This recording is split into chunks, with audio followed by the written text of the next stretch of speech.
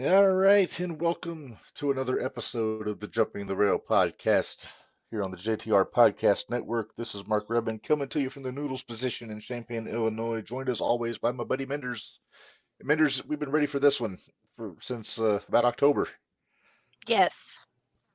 Since we knew it was going to happen, we've been ready for this one. Yes, part part two.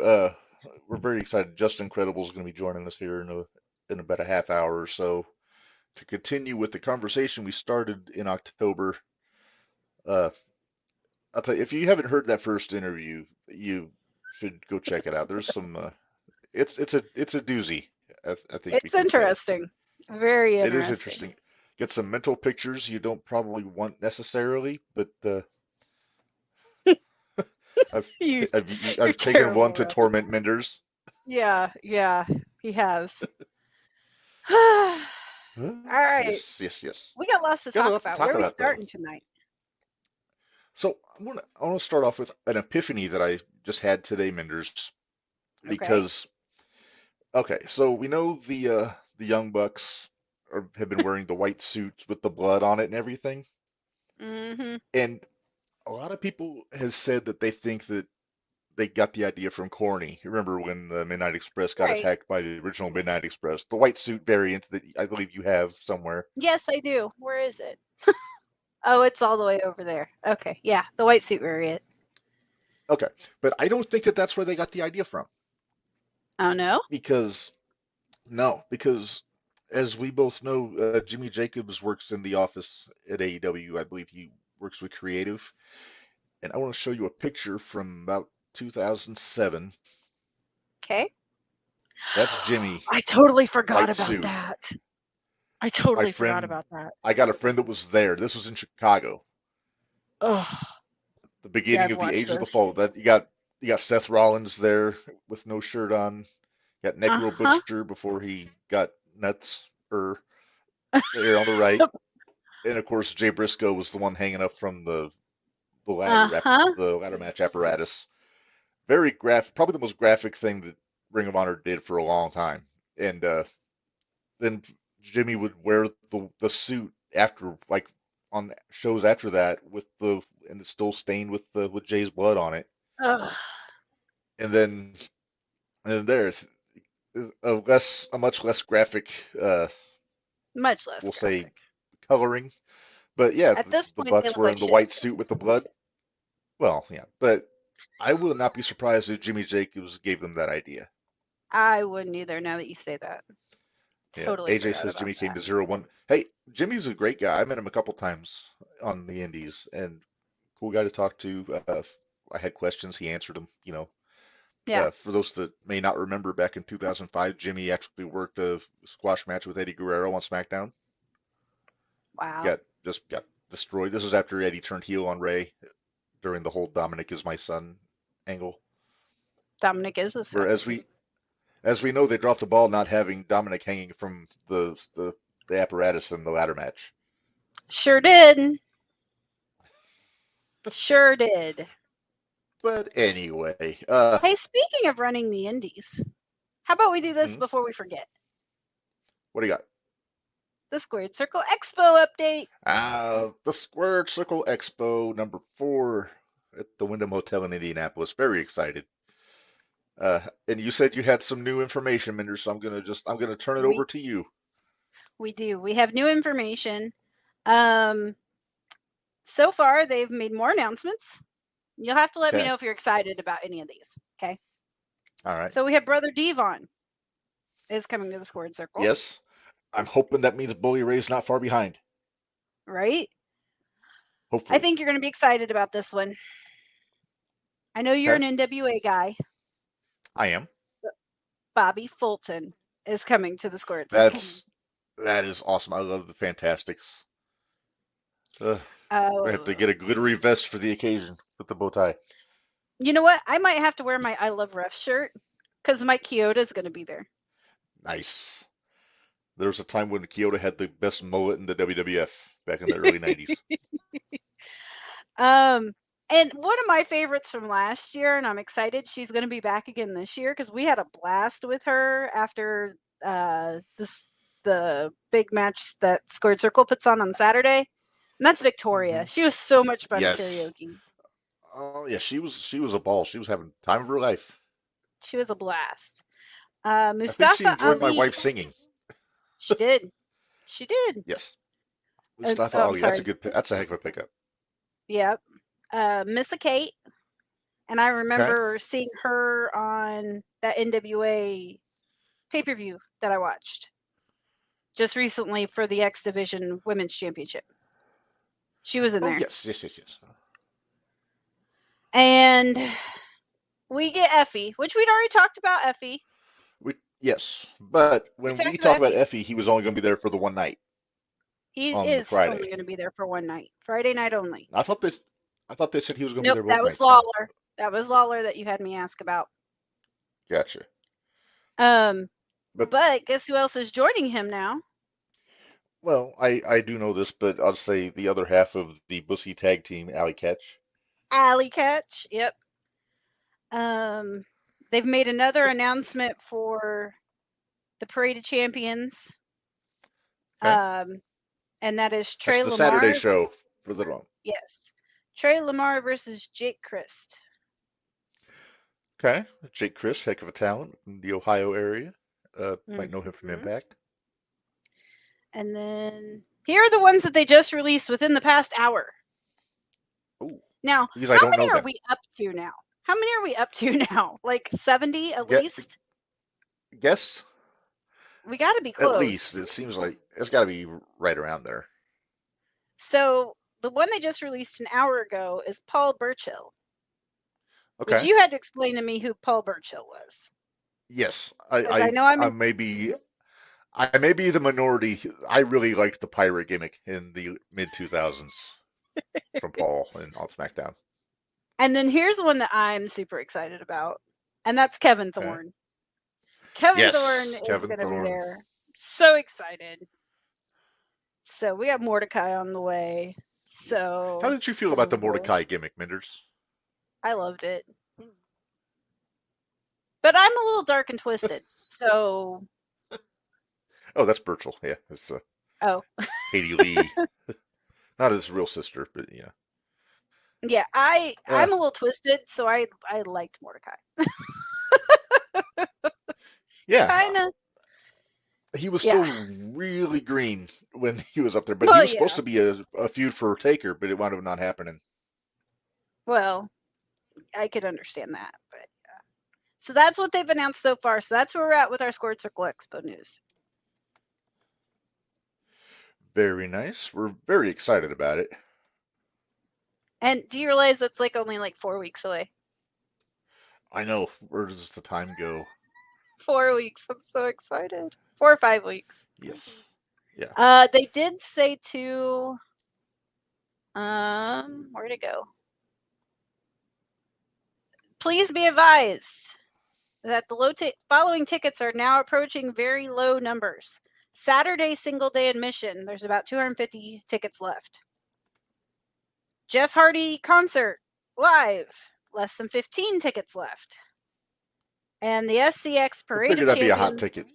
Yeah. And the Parade of Champions live wrestling show on Saturday night, which is the one with Jake Oldman, with Cardona, Right. with Steph DeLander, Manser. Yeah. Manser. Mance There's Warner. less than My guy. there's less than 15 tickets left. So that Yeah. room's And gonna I be told.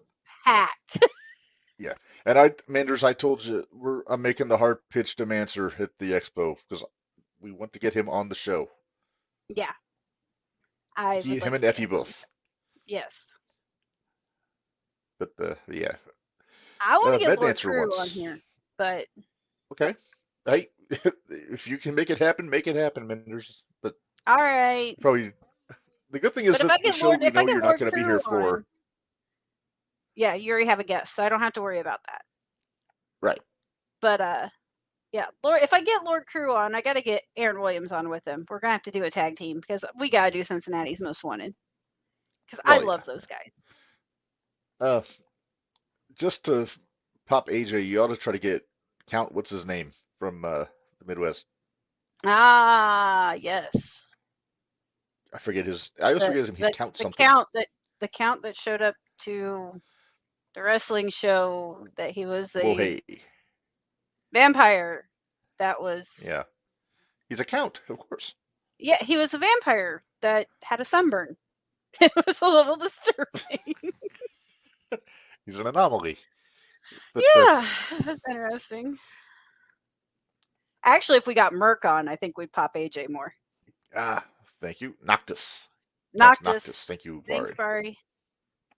I wanted to say noxious, like obnoxious, but I knew that wasn't quite right. No, that was what AJ did to him.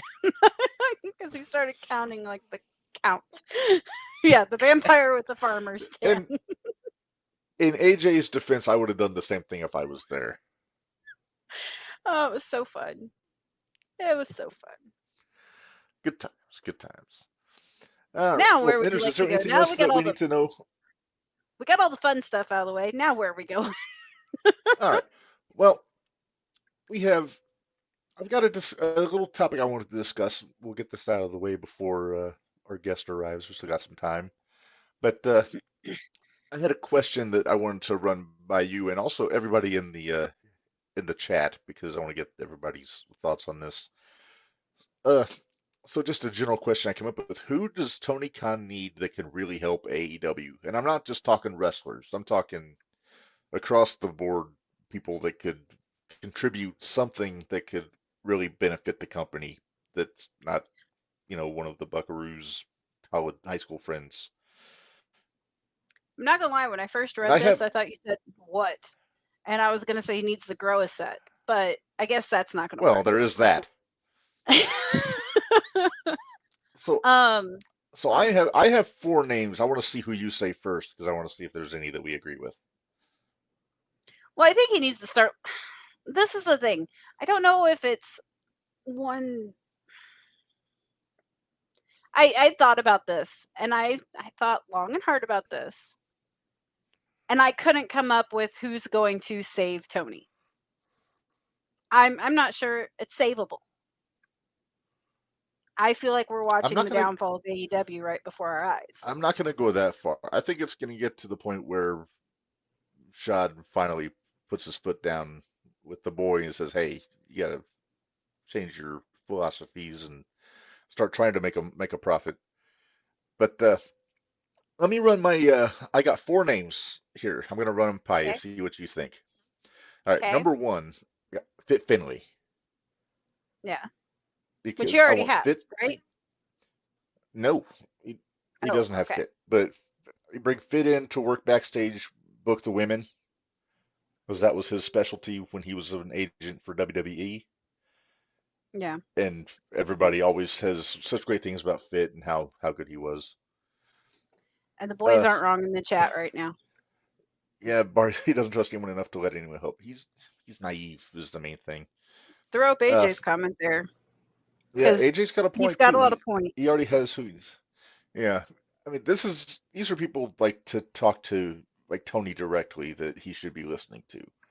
The guys I've got aren't necessarily, well, they can do that, but they also have other fields of expertise here.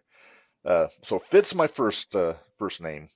Brian Hebner, I think they should bring in as a referee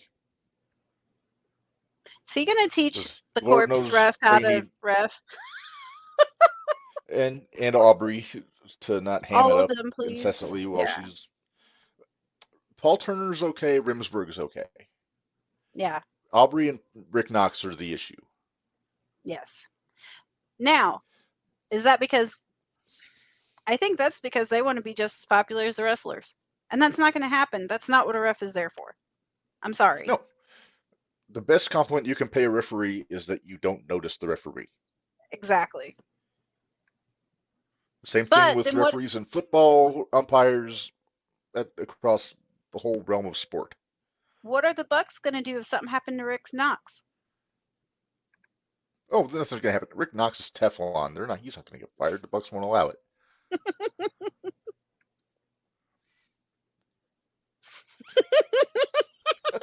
Wrong Hebner, AJ.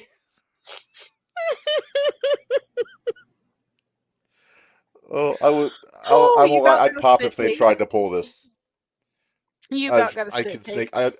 I can make a comment, but it's gonna make me sound really mean.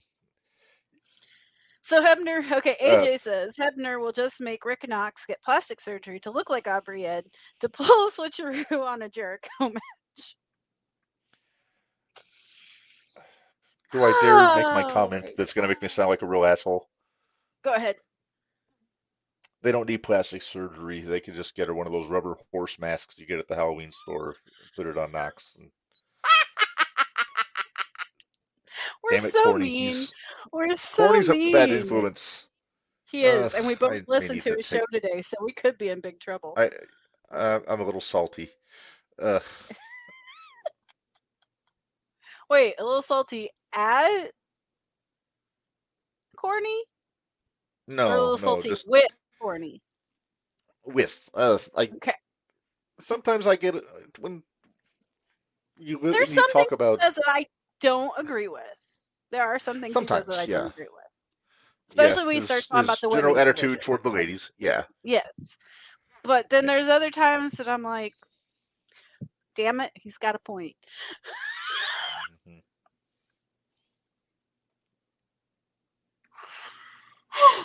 Oh, Sorry. oh, Bari, shame, shame. Oh, that's gonna get us letters. Oh, Yeah, that one all might get right. us letters. So, all right. So the other two names are kind of fall on the booking side. If Tony would be willing to just swallow his pride and let somebody help him with the booking, Yeah, and right. But that's okay. Bully Ray Uh-huh. and then But I Scott have a D'Amore. feeling bullies, as I say, well, damn it. Good point. Scott's probably looking for a job. And Tony would be a fool not to do something with him. He would be. That is But if the letter doesn't work. I mean, right. oof. Uh I don't know. It'd be But nice. Bully, But I don't number think one, Tony will release the reins enough. let me tell you why I think Bully would be a good fit. Because he will straighten out that locker room. Somebody needs to. I mean, if Jericho's not going to be the veteran, then Bully's your guy. Jericho doesn't want to lose his paycheck. So he's not going to do anything that might No, aggravate the Jericho doesn't bullies. want to lose his hip, cool new friends that are Yeah, 25 years younger than he is. right. But that's neither here nor there. So yeah, that's just my 2 cents on that. Like I said, there's plenty of people out there that can really help Tony straighten Well, and he the has plenty of rudder out people on that are this. there are plenty of people that are there that could help him right Yeah. now. But he Oh, won't I know. listen. Yeah. No. And I think I think maybe the ultimate choice in this question, Shad Khan, his old man, Yeah. needs to just finally just sit him down and say, "Hey, bullshit stops now." Yeah. But is he going to do that? I don't think Shad cares. He just wants Tony to spend his inheritance and do what he wants to do, which does not bode well for running a wrestling company, No, especially if you want does to try not. to get ratings. Right. I mean, the ratings are in Because, the toilet, attendance is in the toilet.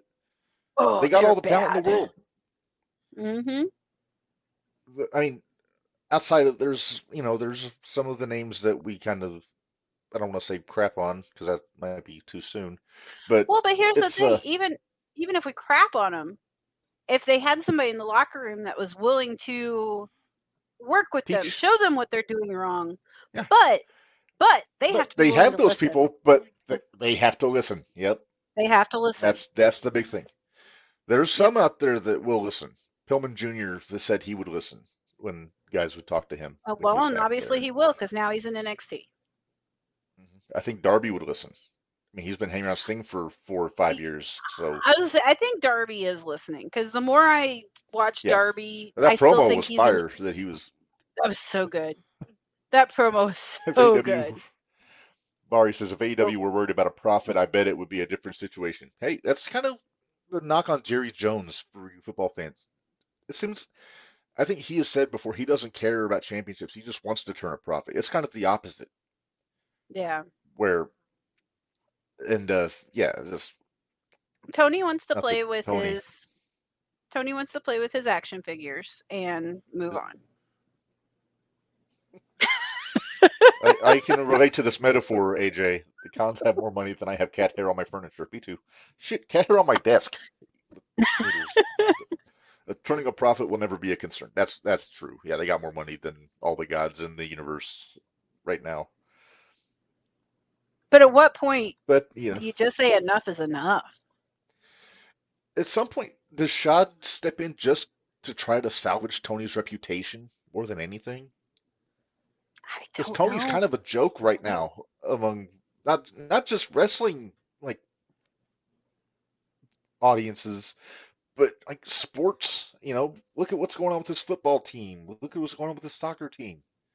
Yeah. It's it's just gone in a nosedive, and I'm not saying I do any better with the football or the soccer, but you know, it You is know what what? it We might is. not It's do any just better with the wrestling, but I feel like we come up with some pretty darn good ideas.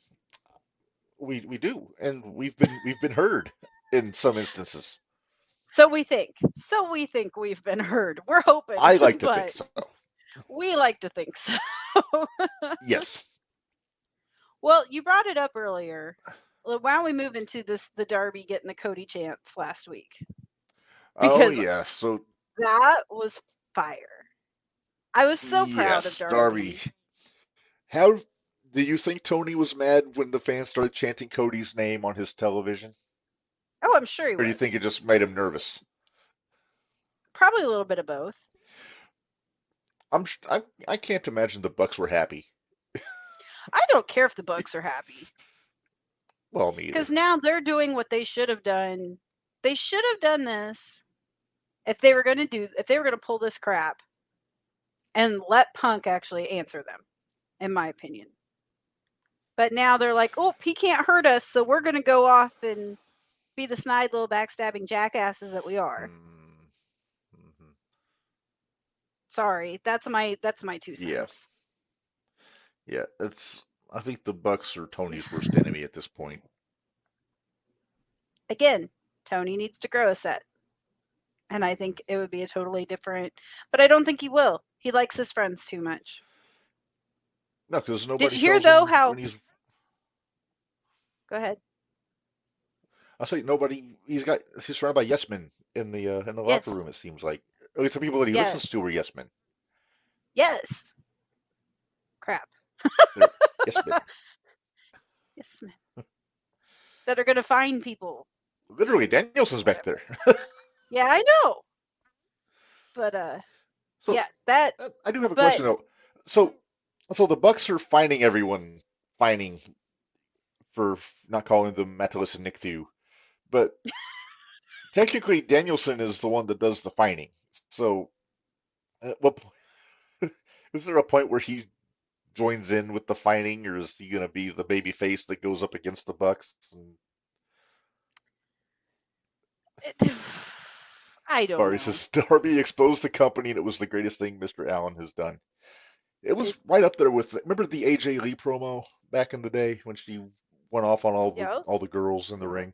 It was right up there with that I mean, come as on. He far even as pointed out content. that Cutler was on the first AEW. Oh, I'm sure Brandon Cutler's a nice guy, but yeah, Yeah, let's go back to Nikki and Maddie. I like Nikki and Maddie better. They're not going to find us. AJ says, "Well, if you're not a yes man, he'll just pay you to sit at home." This is true. You can either get booked and do what he and his friends like, or speak your mind and go home and get paid. So he's not wrong. I'm not seeing the downside to this yet. No, I mean, come on. although Andrade punched Sammy in the face and got to stay at home and get paid. Yep. And I'll probably spend a lot of time hanging out with Rick doing who knows what on his boat.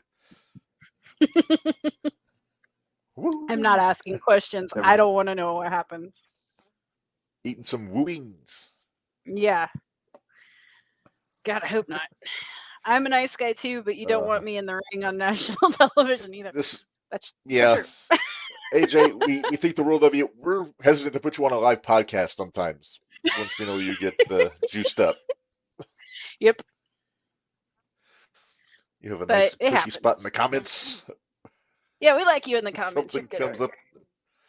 Yes. You always have good points. Right. So yeah, I think it was awesome that Darby called him out. Mhm. And I wonder if that was actually. I do still kind of wonder, though, if it was planned or if he was literally speaking from the heart.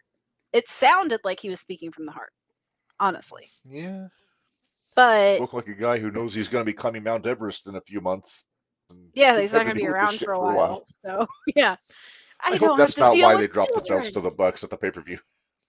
I don't have to Sting's deal with retiring. Darby's children. climbing Mount Everest. He doesn't deal with mountain lions or whatever lives on Mount Everest. Yeah. Well, Hey, one maybe you'll more find the thing. abominable snowman. Maybe. It's One more Bigfoot's thing cousin. before we let's try to get to this before our guest gets here because we should be Okay, getting close. we Let's should talk be getting about the close. Yeah. Sammy and let's talk about Sammy Guevara and Jeff Hardy. Okay. I'm surprised you haven't said anything about the corner. Yeah, I saw it earlier. Oh, just I'm choosing to ignoring ignore it. it. Yes. Oh, joy. Okay. Awesome. Wait, which one are you going to stick me with? It's the frozen bodies on Everest. Yeah. It's David. Well, yeah. That's, So, there are a lot of frozen. what's There's a your lot of frozen opinion on everything on this? Everest. Yeah. I want to hear your opinion on this whole Sammy Guevara and Jeff Hardy debacle. Although I Well, found it interesting that Ty put up a picture of the baby with Jeff and her on her Instagram. That was interesting. like it's Jeff's baby, Obviously, it was of course. before the match. Oh, David's on his way to IWAU and he's listening. So Ah, there we go. If we didn't have a podcast every Tuesday, I'd like to check them out sometime. maybe we should take a week off. We did that a couple times Possibly. last Well, year. we did a couple times between seasons, maybe the week between season 3 and season 4. But There you yeah, go. back to Sammy though. To the uninformed, you would think that he has some sort of vendetta against the Hardy Boys Yep. because we remember what he He's did 2 to for 2. Matt a couple of years ago, and then Yep. and yeah, it's the issue isn't that or how Sammy hit the shooting star press on Jeff. It's that they called it at the point that they did, Yes. and apparently it was Because supposed to be Jeff was supposed to get his knees up and you know block it, but uh, I guess Sammy just kind of his aim was not true, to paraphrase Elvis Costello, and yeah, knees to the head, which is that took me back to Billy Kidman in 2004. I ugh. mentioned this to you off air when he Mm-hmm. did that to Chavo Guerrero on SmackDown, and Chavo got Yep. messed up. He was out for a couple months, and same deal. Just and I'll go on record. Everybody talks about Kidman. He had the ugliest shooting star press I ever saw. He never did it flush. He always No. like went like almost to an angle, and it looked bad. You want a good Mm-hmm. shooting star press? You look at a Ricochet, Matt Sydal, Paul London, guys like that can do it Yes. straight. Even usually Sammy Guevara does it pretty well, but he just messed up that one time. Well, and did he mess it up, or was Jeff kind of laying a different way, which made Sammy have to pull it a different way? Which, Well, again, like you and I I'm talked about I'm gonna before, they shouldn't have even called this spot, in my opinion. But whatever. well, they're always gonna be doing the flip. I didn't actually watch Collision. I watched like a fan cam shot of it, but Oh no, it was I on know I think Rampage. It wasn't even Collision. It was or Rampage. that's what I meant. I meant to say Rampage. I messed up. It was But the third yeah, so show. I didn't actually get a good look at how Jeff was laying out. I just saw the actual doing of the move. Well, here's the thing: if you go back and watch it now on anything the AEW has, what they They cut it. aired that night is totally edited because it goes from Sammy doing that, and you can tell that Sammy, like you could tell that he felt He terrible. registered. You Yeah. can see it on his face. But as Hmm. soon as like they didn't show any of what you saw in the cam where Matt flipped off Right. Sammy, you didn't see any of Right. The that, doctors and came it went in. straight. You didn't see any doctors come in. It went straight to No. Powerhouse Hobbs, spine Hmm. bustering Sammy. Yeah. Because I watched it today and I was like, wow. Because I was expecting to see all the other stuff, and nope. Because it's not live, they were able to edit it, which doesn't surprise me. Yeah, because I think they taped it on Wednesday, if I'm not Yeah, mistaken. they Like tape after, it after yeah, because Dynamite. before there was a Rampage, they would tape AEW Dark on Wednesdays after Hmm. Dynamite was over, and yeah, so Which I never understood. Why just didn't you do it before? they did half of it before and half of it after, so they would split it up. Still, Yeah, well, the main event of Dynamite should eh, be the end. My opinion. That's just my opinion, but well, I don't know if I agree with that because there's always been dark matches after shows. Send the fans home oh, I happy get it. if the But heel goes over on the they've had show. stars. They've had stars. That's true. Hey, Minderz, let's put a pin in it because our guest has arrived, so let's go ahead and bring him in. Okay. Okay. So, joining us for part two, former ECW World Heavyweight Champion, Just Incredible. How are you, sir? I'm doing great. How are you guys? We're Oh, so not too excited to bad. have you Glad to have back you on the back. show. Oh, right on, man. Good to be here. Good to see you guys again. We're ready for part two. Oh, yeah. Oh, let's do it. So, since the last time we saw you, you've been making some appearances on the Indies here. I saw you at the GCW show in Detroit a few months ago. Yeah, So, I've been working with GCW a little bit. And actually this last week I did something I've never done before. The owner, Brett Lauderdale, asked me to come to the show and kind of be I wouldn't say an agent or producer, but to kind of watch the show and give him opinions and ideas on kind of how to move forward. So I'm hoping to kind of do that more in the future, which is really cool. Something I've always wanted to do. So yeah, man, I've just cool. been trying to do the best I can, staying out there. Yeah, so almost like a consultant role, kind of, Whatever. with Brett right there. I'm just happy to be a part of something. I think they are Yeah, they're the closest thing to ECW that I've seen, and I don't mean it because of their in-ring stuff. I don't mean the death matches or any of that stuff, but as far as the way they book their shows, they're running every week. They're a very, no pun intended, credible promotion, and they're doing some amazing things. So it's kind of yeah, like they're the next. That would be what ECW would be if it had survived. And I dig it. I dig the passion. There's so many great young men and women there, and it's just cool to be a part of. You know what I mean? yeah. Oh, I've been to a few GCW shows when they come around this area, and the thing that I always take away from it is, as good as the product is, just the energy of the crowd at those Yes. shows is just insane. That's where Yeah. I get the ECW vibe from it, just Exactly. because I remember watching. Yeah, and that's really what I always say that Paul Heyman was smart in so many ways, but his biggest asset wasn't the boys or the stories, it was the fans.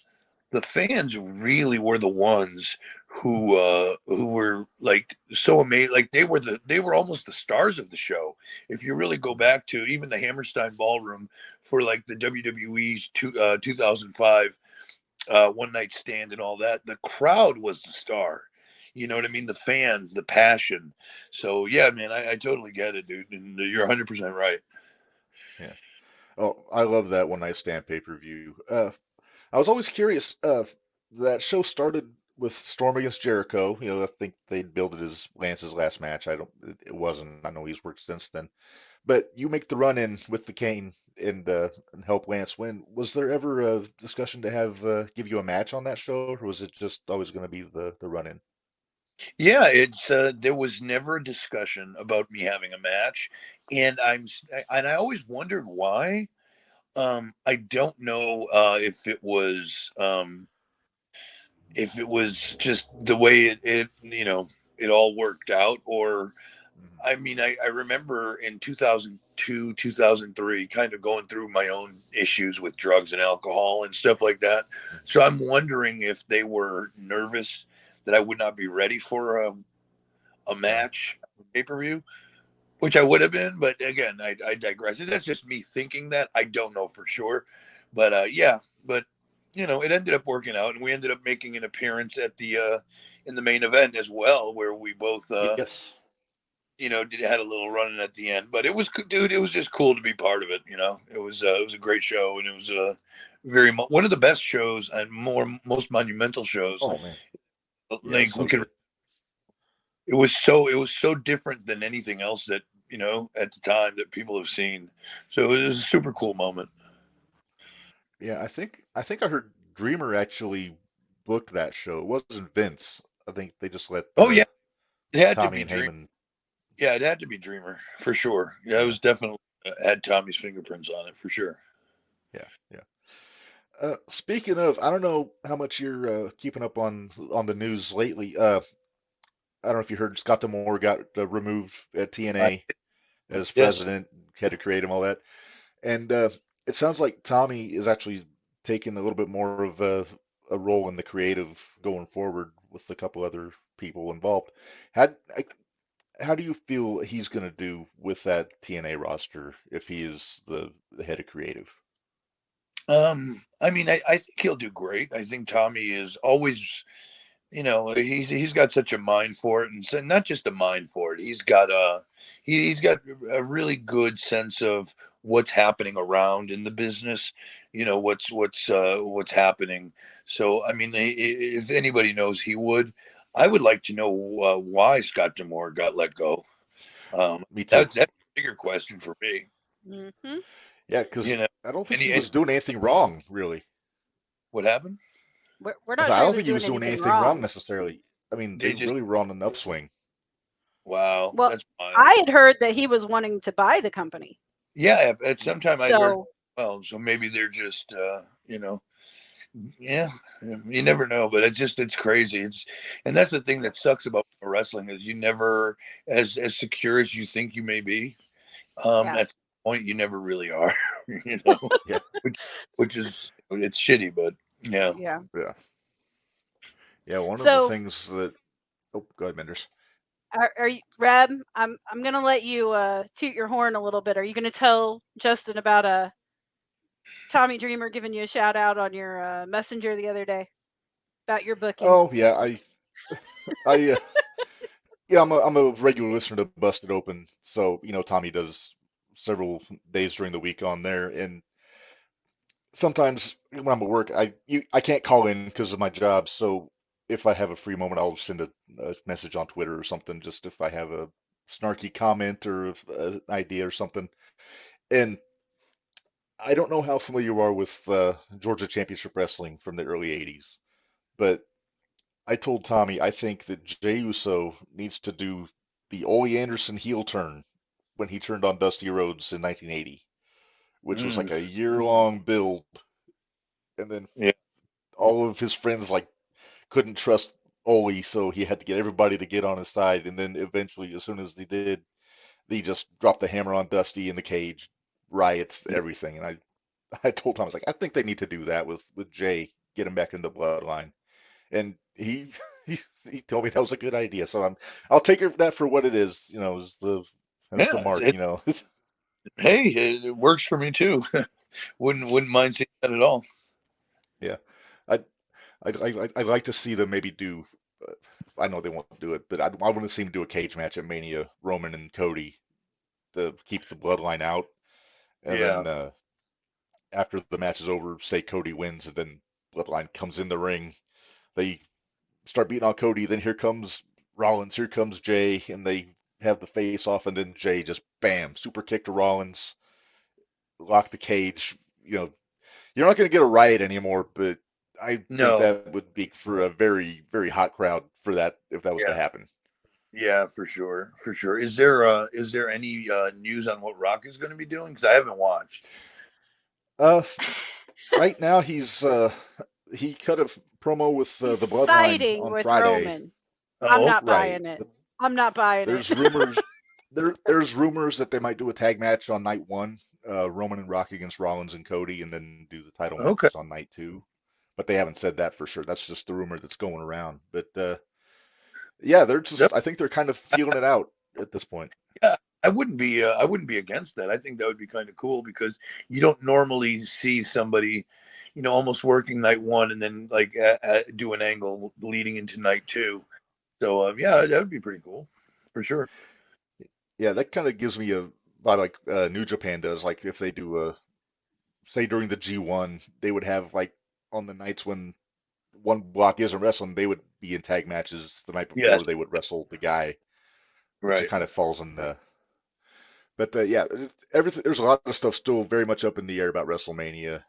They made big steps for Jimmy against Jay last night on Raw, Yeah. and so we're just along for the ride. I just want to see what happens. So Yeah, me too. I mean, I know that there's so much at stake with this bloodline, storyline and all that it entails. So, I have a feeling that it's gotten so big and so many people are wondering about it and kind of in their own heads have their own ideas. When there's that many people and that much kind of talk, I have a feeling that no matter what they do, nobody's going to be happy, right? Right. It's one of yeah, those things can't where please everybody. it could be super cool, but everybody's going to be like, "Oh, I wish they would have." Hmm. But yeah, That's it's exact. go That's ahead. like what happened last year at WrestleMania. Everybody wanted Cody to win, Yeah, and everybody was up in arms when Cody didn't win. And I think most of us were kind of like, yeah, we kind of saw it coming, but yeah. you didn't know. We Well, have, yeah. I think they're going to have to pull the trigger this year. You know, I don't think it's going to be at WrestleMania. I don't think so either. But you know, they WWE has been very good at keeping things going, and these storylines have been amazing. But it's almost like sometimes if you wait too long, you're going to lose it. And I think Yeah. we're hitting that time where you got it. It's about time that something. You know what I mean? The next Yeah. the next chapter happens. So, but we'll see. I mean, at the end of the day, they're making tons of money. It's all that matters to them, right? And Well, and we're everybody's going to come out of there a lot richer than we are. So, well, that's true. We're yeah, we're This is really very true. excited at the fact that we haven't been able to predict what's going to happen. Like we yeah, have our ideas, but like even with who was going to win the Royal Rumble, it was up in arms. We had like 3 people that we had it narrowed down to, but we didn't know who it was going to be. right. So, Yeah. this is the first year, and like we were talking, it's been like a decade since we haven't been able to pick who the winners were going to be. Yeah, So that's important too. I it mean, is. I think that's one of the things I know I'm not going to explain myself correctly, but I'll try really quickly. One of the things I dislike about, like, in the 80s, in early 90s, there were, stars against mid card. You always kind of knew like the big stars were wrestling the middle card, the lower card guys. You knew who was going over. Now you have this thing where you have equal stars kind of up in these same matches, and but it all seems like it's fodder. It's like the importance of who wins and loses is kind of been lost. It's like it doesn't. Mhm. It almost seems like it doesn't matter as much like AEW. And again, I don't mean to poop on AEW or to, I don't want to swear. I don't know if we're allowed to swear. You're allowed to do Oh yeah, you're whatever fine. you want to do. Oh, I never want to use the word. No, I don't want to get on AEW, but I just feel like they're stuck in that. Like, there's no decide. Like wins and losses were supposed to matter. They don't matter, and I think they just they throw too many matches out there that that really they should have a big impact on the storyline. And at the end of the day, it's all for shit. So I just think that Mhm. they could somehow not give away so much. And I think WWE has always been really good at protecting that. But even WWE is a bit transparent, but they've obviously been the standout show, and business is actually booming for them. Have you looked at the attendance? Oh yeah. Like we're Yeah. selling Yeah. out like every Monday. SmackDown as well. Like they're putting Yeah. 12,000 fans in the building, and Yeah. Even for it's house just shows, they're drawn. are So they? Hmm. yeah. That's great. I mean, you want to see that. I just wish again AEW I think lost a lot of goodwill. Because they had something going for a long time, and there's so many great. I think I read something somewhere today. They have over 200 people, full time talents signed. and there's Yeah. still, you know what I mean? There's still free agents out there. How are you paying these people? You know, and for what He has no budget. He has and no that's budget. look, I don't mind the no budget. I don't mind sitting on my ass getting paid, but I think it just does a disservice to the business. You know, Yeah. it's I just wish that they could just tone things up because they have such a listen. We are better off today than we were without an AEW. Having that competition, having an alternative, especially Mhm. for the men and women in the business, right? Right. Those Yeah. are Yeah. 200 jobs that were not available. You got to look at it from our perspective. Like Right. that was available since after WCW and ECW went out of business. So it's a cool thing. And TNA, of course, is in the mix and so forth. But yeah, I really would love to see them bounce back a little bit. Yeah. This put in perspective. Tony's actually from Champaign. He's from the same town that I'm talking to you from right now. So Oh, his right dad on. runs he runs a big factory out here and very successful. And the story goes that he just basically is letting Tony just use his inheritance to run AEW. Just he wants to see him have fun with it, have fun with his money and everything. So you could I mean, take that for how you want to take it, but hey, look, I don't want to shit on it because he's doing a yeah, good service business. He's employing a lot of people, and that's amazing, and that's great. I just wish that because man, you could really do something here, and you have the finances and the resources really to do some special stuff. I think the stuff with CM Punk and all the stuff that went down was really it started a downward, not a downward spiral, but it really kind of showed that you know AEW had no idea what they were doing. I mean, CM Punk was an ace mhm, in the hole, and just because I mean, dude, fights happen in the business all the time. The fact that this was made such a big deal between what happened with CM Punk and I guess what Jack, Jack Perry, Perry. yeah, Yeah, and I Jungle Jack. like him as a professional. I mean, I like him as a performer, but like that was made into such bullshit. It's like, dude, people fight all the time, man. If I told you some of the stories that happened to me during the '90s in the WWE, you'd be like, you wouldn't believe it. I mean, stuff happens, and the fact that people are so weird these days about it, it's wild what the business used to be and what it became after just a couple of years. Mm-hmm. yeah. Hey, Red, did you actually, see we we got a had a? question for you from the Okay. chat. Yeah, Yeah, go ahead. yeah, I got you. All right. So AJ, he wrote, he says, I always like the Impact players. Was there ever any creative plans for you and Lance in the tag division in WWE following the invasion angle that just didn't happen for whatever reason? No, there were not, unfortunately. I remember one time, and I remember where we were as well. It was a Monday Night Raw, and we were in Chicago at oh my God, the Rosemont. We used to call it the Rosemont Horizon, where the WWE does their shows. Yeah. And they put Lance and I together to wrestle Edge and Christian on a Monday Night Oh, Raw. And it oh was, wow. match. We put him over, but it was really well done. It was a great match, and we honestly thought like they would do something with us. I mean, it was just because Lance wasn't doing much and I wasn't doing anything at all. So why not? Why not just insert that? But again, it's like the WWE just does not. I don't know if they don't like to put over what happened in other companies or if they just truly did not know, but they had no interest in putting us together. So Mm. it's a shame. And no, and if they would have, I think we could have been a great team for the WWE. Oh yeah. Yeah, I think Vince always kind of got that reputation. He wasn't real high on tag team wrestling in general No, from no, he some of the wasn't. stuff I heard. So I'm sure that may have had something to do with it. I would have loved to see Impact players back on WWE back in the day, though. That But would have been great. It would have been so much fun, and we would have done some good stuff for sure. yeah. Let's see. Go ahead, I want to Red. get back to EC.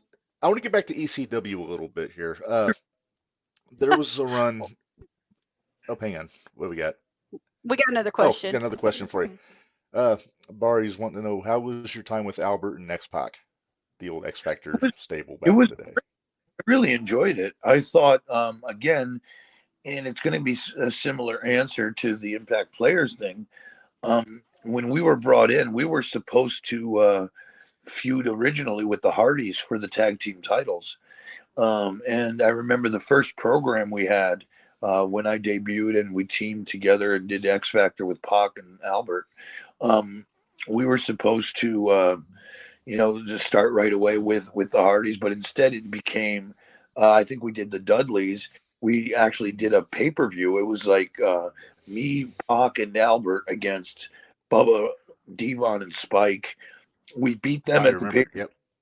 We beat them at the pay-per-view, and then the next pay-per-view we did like a four-way or something, one of those, like, when one team wins the next team comes down. It was like Edge and Like tag the team Hardy, turmoil or something. yeah, the Dudleys, and I think even like like the Chris's, like we called it the Chris's. It was Benoit and Jericho were a team, and we ended up going really far in that, but we ended up losing that. And then after that, we were still a tag team, but then the WCW thing happened, and we became the Alliance and the other thing, and WWE and the Alliance, and Pac went away, and the tag team just got dissolved because of the roster split and all that stuff. So it kind of ended abruptly, which was a shame, because I thought we'd have been a nice heel.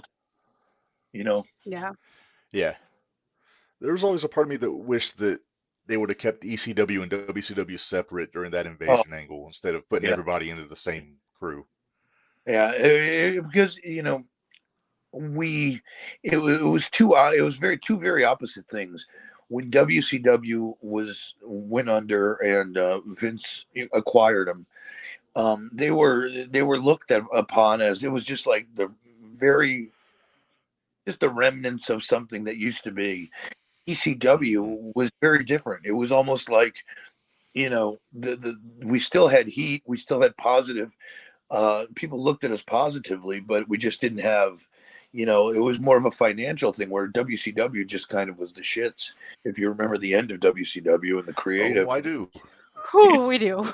But if they kept separate, I think we could have definitely done something special. But again, WWE doesn't.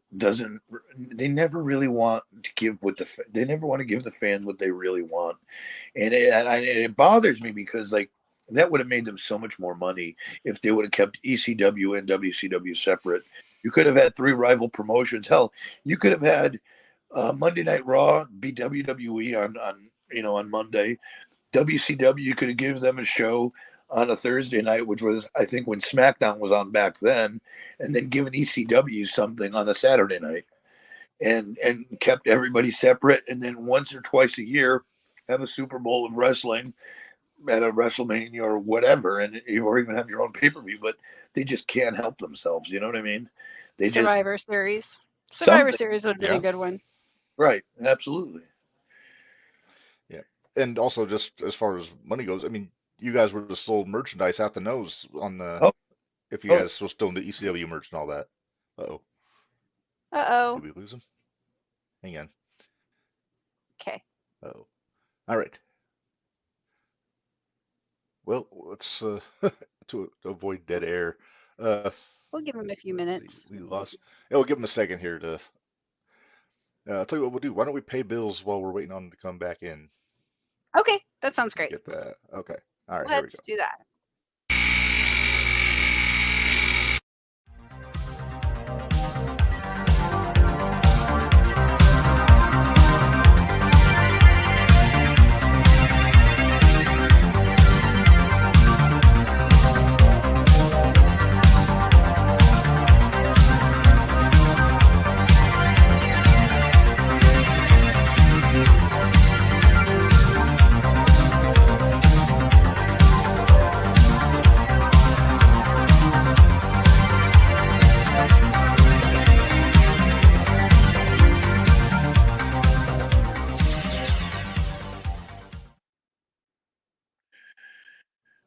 I'm sorry about that. I apologize. Oh, no worries.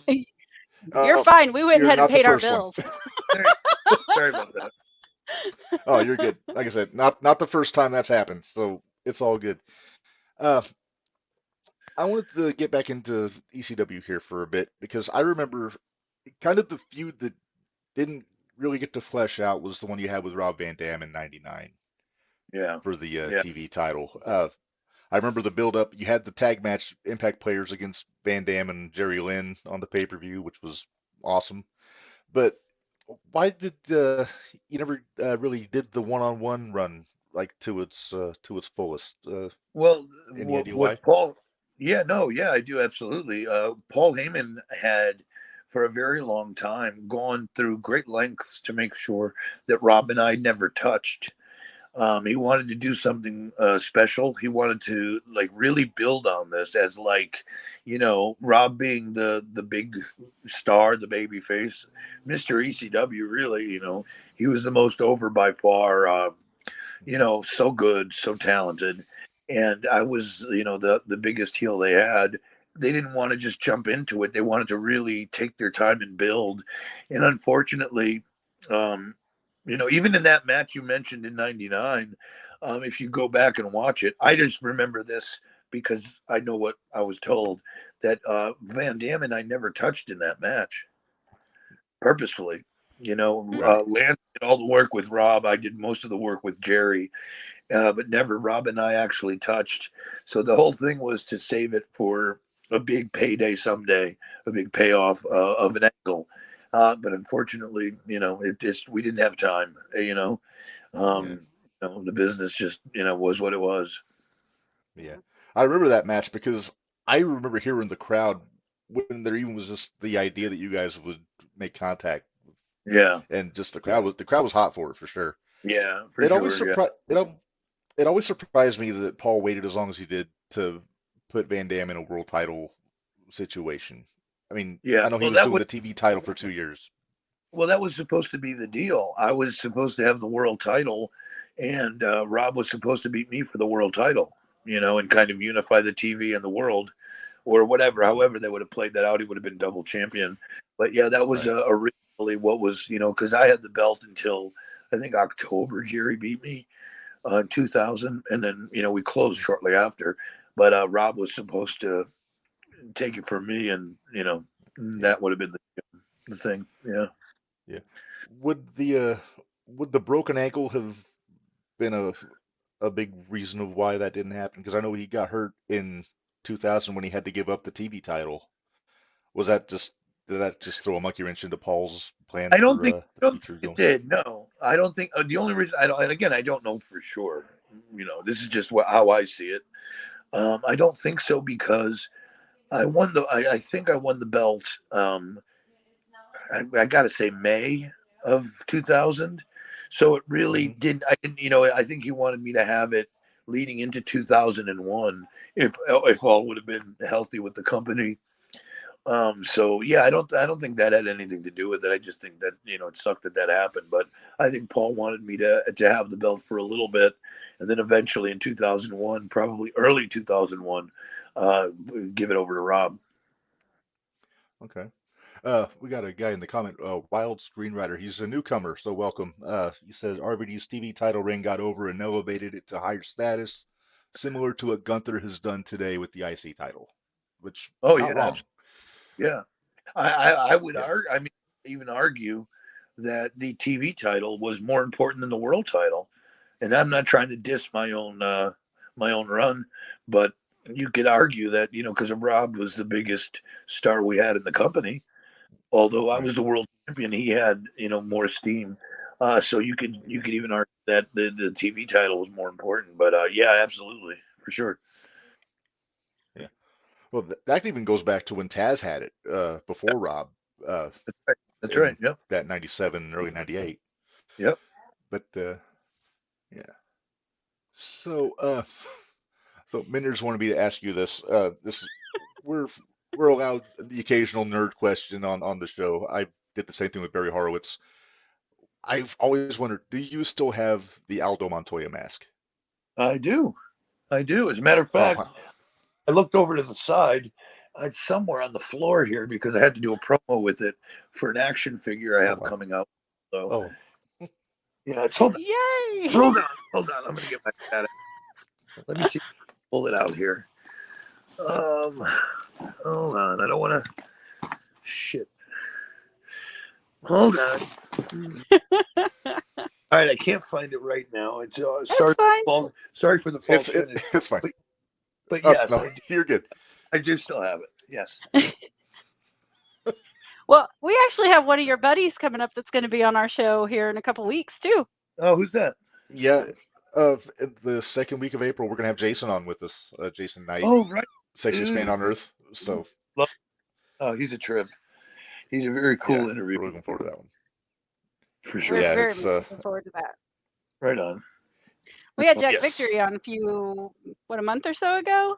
Oh, Jack. About a month ago, yeah. Yeah. I just saw Jack and Steve Carino, as a matter of fact. We all did an appearance together at a New York City, somewhere in Queens, New York. We did a wrestling store that sells like all kinds of wrestling action figures and memorabilia. And him and Carino were there, and I was there. Van Dam was there. Sabu was there. So, yeah, I just saw Jack. He looks great. He's awesome. He's another one. Yeah. Man, Jack's a He had trooper. some fun stories. He was. Yes. Jack had to do it from his truck. That's He was doing his job. Yeah, he was just in the cab of his truck doing the chat with us. all for him. Yeah. But yeah. A lot of good stories out of Jack. He's another guy we're gonna have to have for a part 2 at some point. Oh yeah, and he's such a nice guy. Oh yeah. We got another newcomer here. Matthew Scheffel. He wants to know what your thoughts are on CM Punk. Now, I know you were his first match in the old ECW sci-fi days. Yep. I love Punk. I think I don't know. I mean, you hear all the stuff. I mean, he was never that. I thought he was a sweetheart of a guy. I always got along with him. Like maybe I got him at a different point in his career or life, but he was super cool, super easy to work with. I remember this. I remember the night we wrestled at the match you're talking about in his debut, that he actually came up to me afterwards at the Hammerstein ballroom where the show was, and he was like teared up thanking me because he was like, you really helped me. You put me over. You made me look great. Thank you so much. He was very humble and a good dude. And that's how I remember him. So, but again, it's been a long time removed, but he was always super cool to me, man. I like him a lot. I think he's good for the business. Yeah. I agree.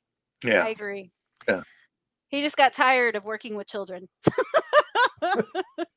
That's what he said. Dude, it always seems like with I would lose my mind doing that. I really, but especially when if you come from the WWE, and especially guys like us who, like, I was there through the 90s, dude. I mean, talk about like PTSD, and I've seen the shit that killed Elvis. I've seen too much. I've done too much. And so for these guys to kind of shit on everything and to not understand and realize how great of an opportunity they have in AEW, and it's astounding to me. They're all making more money than I've ever seen, and they still are crying the blues. It's insanity. So I can imagine why Punk felt the way he did. Yeah, that's kind of how we all agree. We all agree. Yeah, in our little group anyway. Yeah, you always hear talk about the guys in the AEW locker room not listening to the veterans or whatever. We're not locker room guys. We don't know the facts. Yeah, but that's what I hear.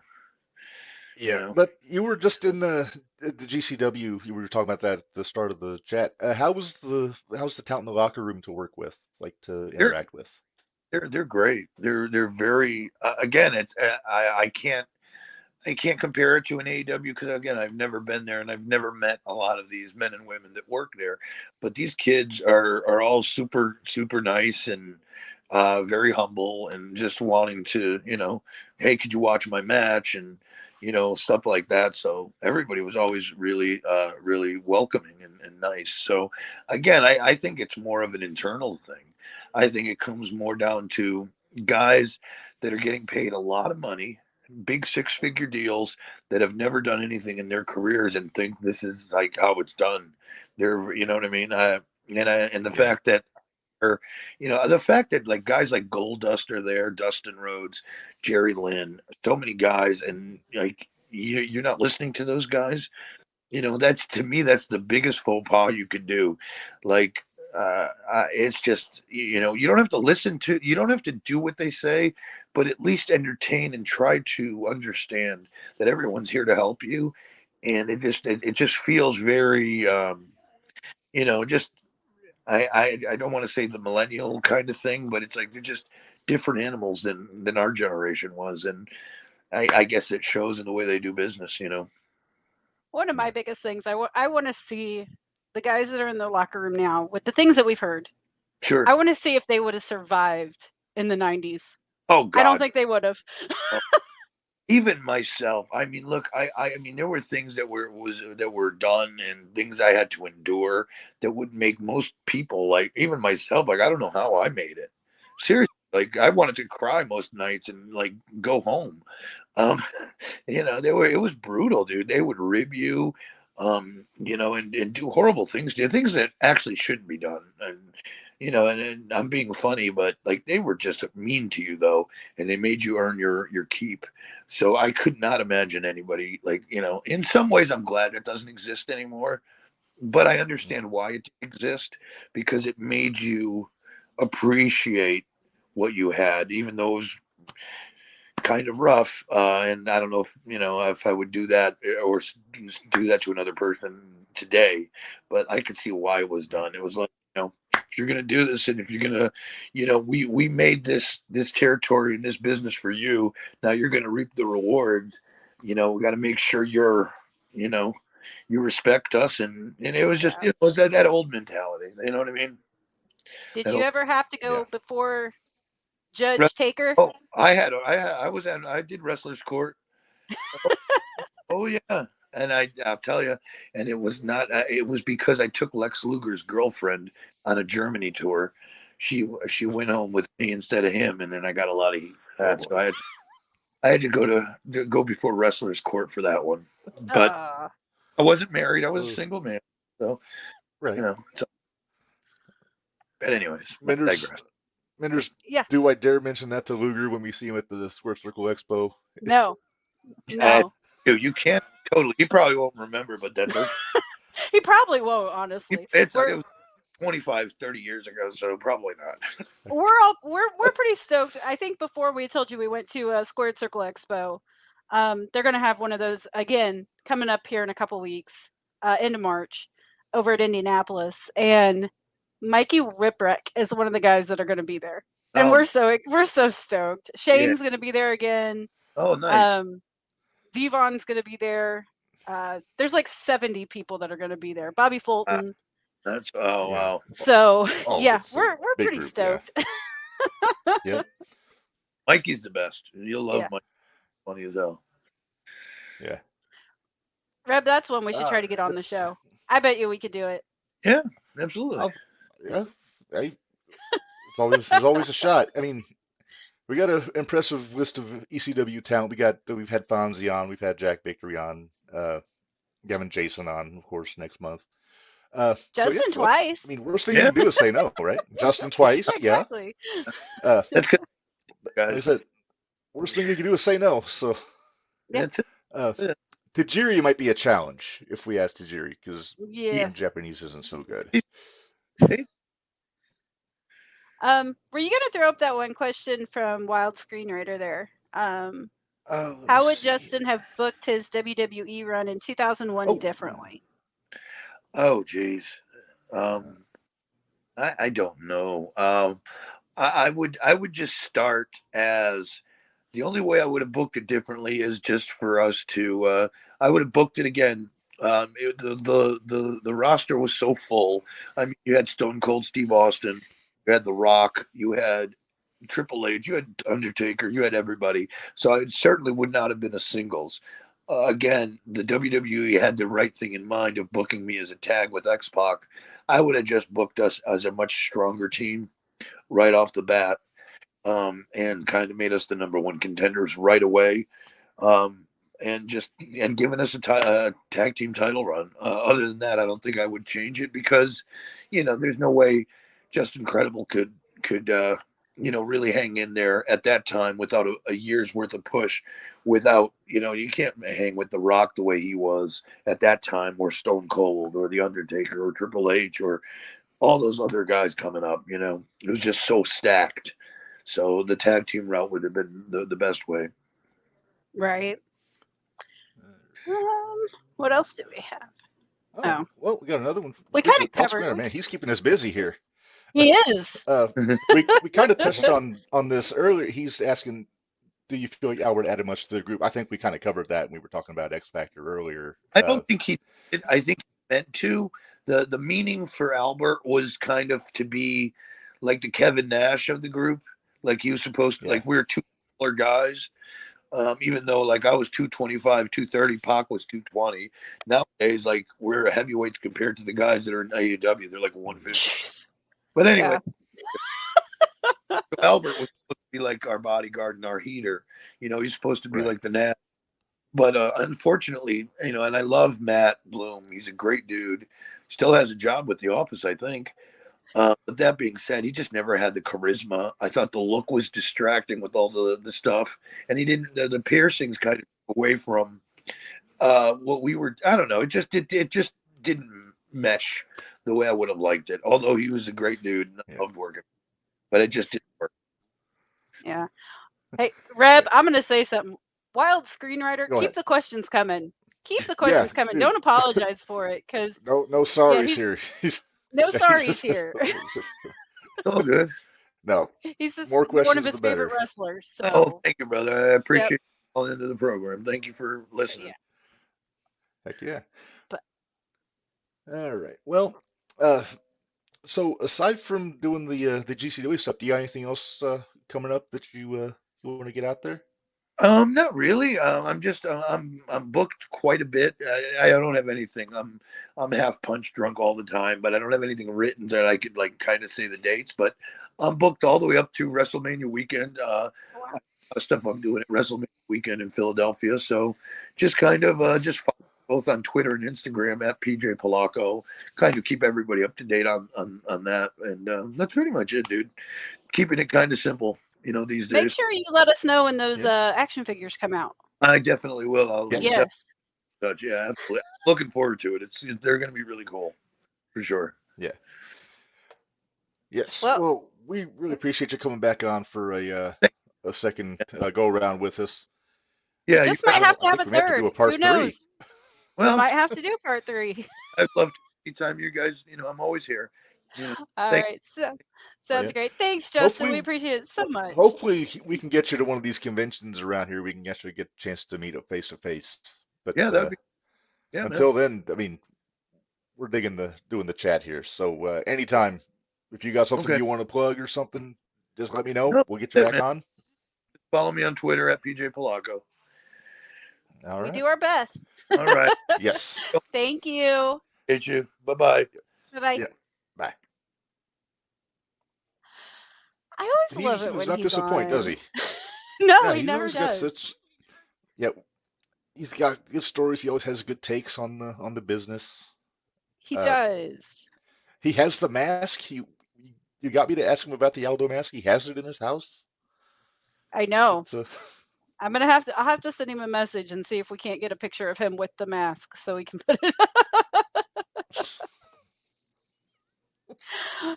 You'll just do what I do with our still unnamed head. Just put it on there. Keep it next. There you go. Hey, thanks. We still to need a name for this guy, by the way. Yeah. Hey, guys, welcome. Thanks so much. Yes, that's awesome. It's always good to get some new faces in here.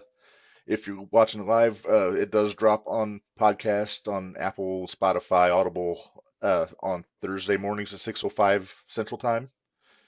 I did that for a reason. I'm sure you did. AJ's asking, when does Justin go Probably to the sooner JTR Hall rather of than Fame? later. I don't know. It may have to be an Impact players going in the Hall of Fame. Possibly. You know, it'd be fun as if we could have him on when we put them in the Hall of Fame. Oh yeah, there we go. Or if we do one of our watch-alongs, we'll do that. We'll do that Heatwave match when he's him and Lance against Jerry and Van Dam. There you go. But what he was saying, something stuck out when he was talking about how Paul booked them to never touch in the ring, him and Van Dam.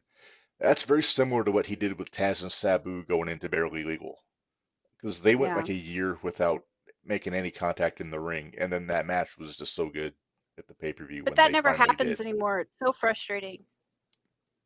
Yeah, there's Stuff so like that much to be doesn't said for happen. the slow burn. No. It is.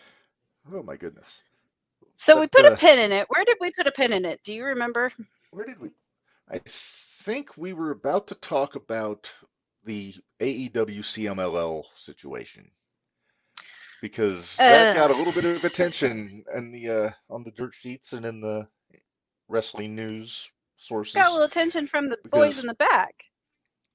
yeah, especially the AAA fellas are not happy because from what we heard, and I haven't seen the actual like phrasing of the contract, whatever the deal is that Tony Khan made with CMLL. So we were a little fuzzy on it. Apparently, when on shows when the CMLL talent is on television, whether it be Dynamite, Rampage, Collision, they cannot have any Mexican wrestling talent that does not work for CMLL on the show. Which, I if don't you're an agree. AEW fan, if you're an AEW fan, you know that includes Penta, Ray Phoenix, Roosh, Drolistico, all those guys that have been there for several years at this point Since the that are beginning. over. Yeah, Penta and Ray have been there since the especially the beginning. Lucha Brothers specifically. But I mean, Roosh Yes. came over with the Ring of Honor. But Right. I mean, that puts those guys in a hell of a spot. I mean, yeah, I know they could just take a week off and chill out at home or whatever, but like they said, AAA didn't make those kind of demands when Tony started working with them. And Tony has presented their champions defending the titles on his shows. Vikingo defended the Mega Championship. FTR when they were tag champions. Uh, Lucha Brothers when they were the tag champions, they would defend the titles on there. And Yep. yeah, they never made any kinds of concessions that they had to limit who he could book. And that's another instance where we were saying, how can they fix AEW? Tony has to grow a set. That's one where Tony has to grow a set. Yeah. And It's definitely where Tony has to and grow yeah, us up. I know CMLL is the oldest wrestling company in the world, and it's got that pedigree, it's got that lineage, it's got that respect to it. But it's yeah, Tony, he's got to step up for his guys. This is a case where it looks like he's not standing up for his talent, Yeah. which Which, does if you're not get paying you very them, far. no, Yeah. the guys are not going to want to do anything anymore. Honestly, if hmm Tony's not going to respect them, why should they respect him?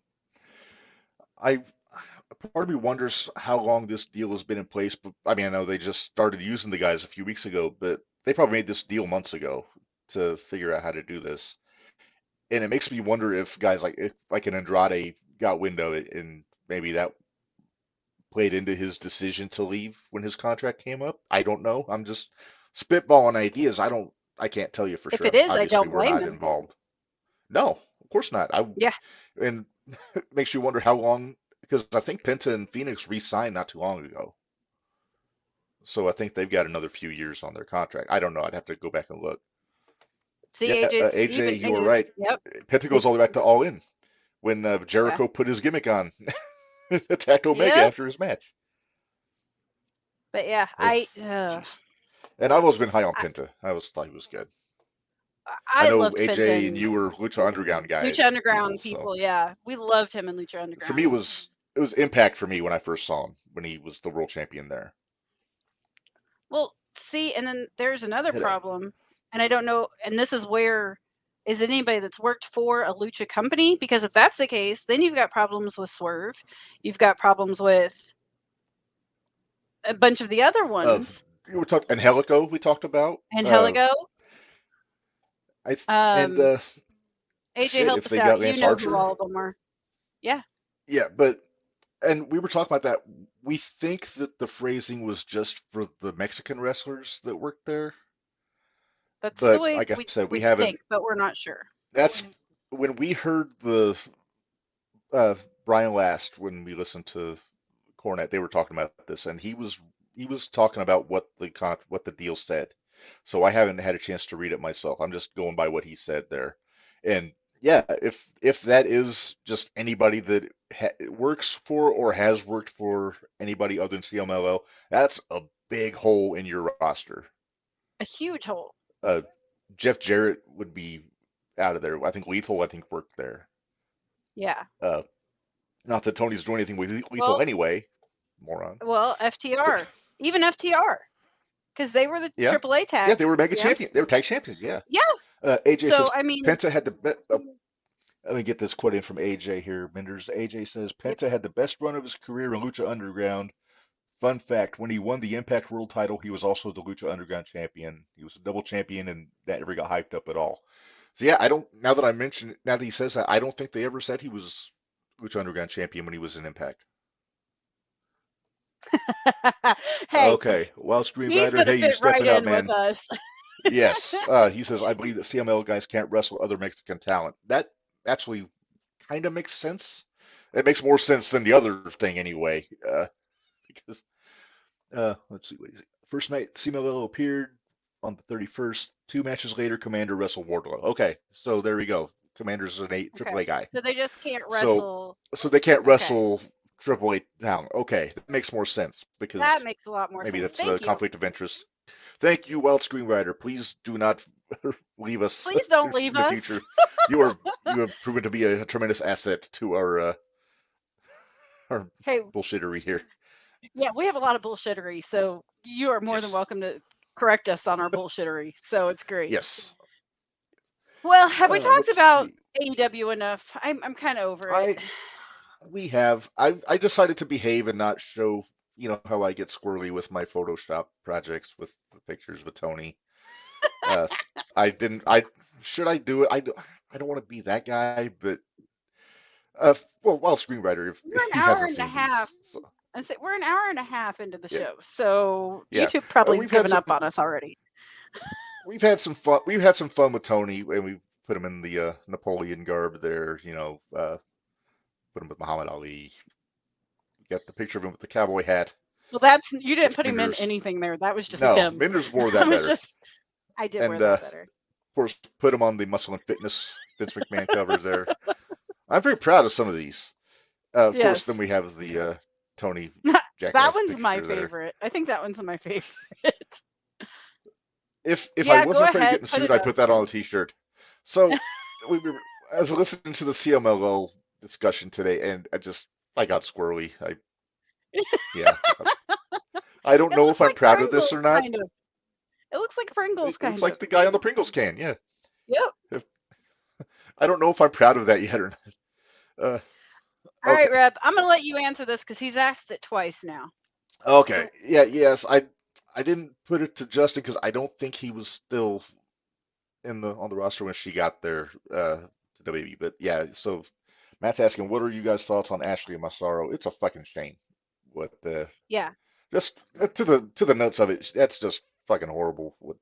For those that don't know, there's a suit out that she got sexually assaulted on one of the military tours in I forget what Yeah. year it was by some of the military personnel that were there, and she went to the office. She got I left forget who there, she said didn't she went she? to. Did she get left there? I thought She I may heard she have. got left there. I And I'm I not sure. there's so much that's surrounding that Matthew, we appreciate the question, but we're trying to Yes. avoid anything with it just because we don't want to get Yeah, wrapped we don't up have or all the quoted facts, or and we don't we don't want have the to. Yeah. facts. We don't know. A personal opinion, No, I with that think Vince is said, a pig, but well, that's all there is. Vince is a special kind of shithead. I'll just say it. Yeah. You know, it's with everything that Obari is confirming, yes, she did get left there. So yeah, Yeah. that's just beyond horrible what Yeah. happened there. But yeah, it's just, and it came out right around the time all this other stuff is getting brought up Dropped about out, yeah. Vince, and yeah, it's well, I like to say I appreciate the appreciation. It's a slippery slope to for sure to get into all the weeds and all this. 'Cause I'm not a smart man. I don't have a law degree. I'm not an expert on anything except for pro wrestling. pretty much. So we don't want to open our But mouth and insert foot is basically where we're yeah, going if with because it. if I try to wax extra knowledgeable, I'm gonna sound like a friggin' idiot. and, and it's easy enough to do that without that. AJ chimed in. The poor woman went through so much trauma in her time in WWE, RIP, and I hope her family is holding up as best they can with all the new info coming out. I'm Yeah. not going to be surprised if her family goes after Vince in some sort of civil I bet situation. they wait. I bet they wait and see what happens with this other one first. Well, yeah, I think that'll be uh, what'll happen. yeah. So it's one of those things. I hate to say wait and see, but yeah, I mean, just the facts alone are just mind-boggling and Yeah. horrifying to think about. As anybody can be like that. About all Whatever. of this stuff going on with Yeah, the Vince. whole situation. Yeah. Yes, she Well, there does you have go. a young daughter. I forget how old she is at this point, but yeah, I know when she died, I remember them talking about her having a little girl. So All right, uh, let's switch subjects. Sorry, should I they? brought it up, but let's switch. Let's That's switch. no, it's fine. Hey, if the question comes in, we gotta We'll at address it least address somehow. it. But We'll address it. yeah, How I about want to we talk go about. into? Oh, I was gonna Well, say I I'm want to get calling back you into out because TNA real you know quick. more. I was just gonna say that was where I was gonna Okay. take you to, All right. So because we you need kind to of fill touched me in on. because I kind of Okay. missed bits and pieces of this. So fill me in. Okay. So we kind of know uh what's going. Like Scott D'Amore got let go by Anthem.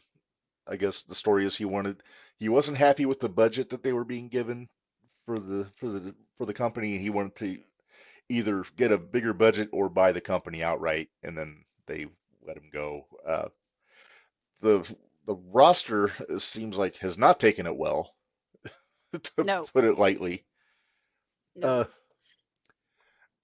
It, this is a fair question for a newcomer. Is there a theme or questions open to any subject related to wrestling?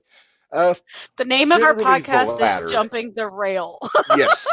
Yeah, we tend to go off topic very confidently on this show. Sometimes we have a theme, or at least we have a theme for a portion of the shows, but if something comes up, we'll hop in and we'll talk about it. We'll give our Uh, 2 cents. in We're this pretty good at case, that. yeah. Getting back to this TNA stuff here. After Scott got let go, the roster kind of took up arms, jumping to his defense. Everybody apparently just loves Scott in the company. Uh, whether it's a guy like Chris Sabin, who I believe more trained to come into the Yeah, business, Alex Shelley. Uh, yeah. and then just like Tommy Dreamer said, he's one of his best friends. And on Busted Open, he actually, and this isn't hard for Tommy, he got very emotional talking about it. No, Tommy's an not emotional guy. Tommy. I know. Not But Tommy. anyway, I don't have the letter in front of me, but the company or the roster sent Anthem a letter basically taking up for Scott is a good way to Yeah, put it. And I don't know if that's going to get them anywhere. I think they said they basically told Anthem that the best person for for the position of creative running the company, whatever it was, is Scott D'Amore. They would like to see them try to get it back. I don't know hmm if that's the best look for the roster if you think about it. I mean, I get the loyalty. Actually, that was one of the things I was going to ask Justin about was being loyal to a promoter because you had Heyman, so he yeah. knows a thing or two. We'll save that for part three. There you go. But anyway, over the last few days, there have been several talent that have just been tweeting this out, just an hourglass on their social media. This is just a few of them. See Mike Bailey, Tommy Dreamer, Jordan Grace, Masha Slamovich, Chris Bay, just to name a few. I think Josh Alexander did also, and we don't know I'll what the check and look. context is of that. I wonder if it's just talking about once like how long their I contract really wonder if is it's once for. their contract's up. Yeah. Because earlier today, TNA put out something on social media here, Minderz. Check this out. TNA exercises option to extend Josh Alexander's contract after he put the Ooh. hourglass up. So Okay. uh, that could be that could be sticky. It's Yeah, it sounds like it like could I said, be.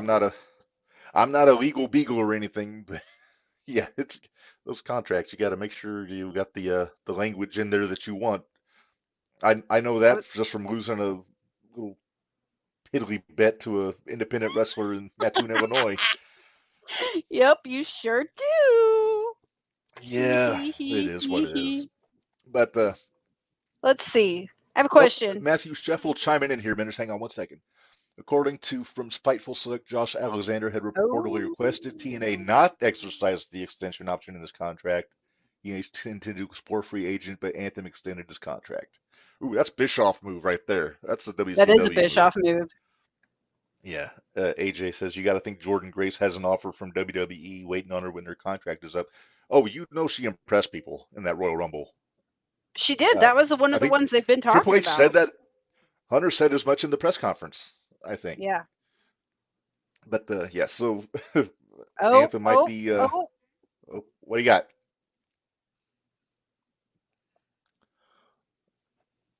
Yep, he had posted the hourglass. He posted the hourglass. That was... I don't have the time on that. 1:57 on the 19th. So that was yesterday. Okay. And then today they announced that they extended his contract. Yeah, it's Jordan Grace replying to the walking weapon.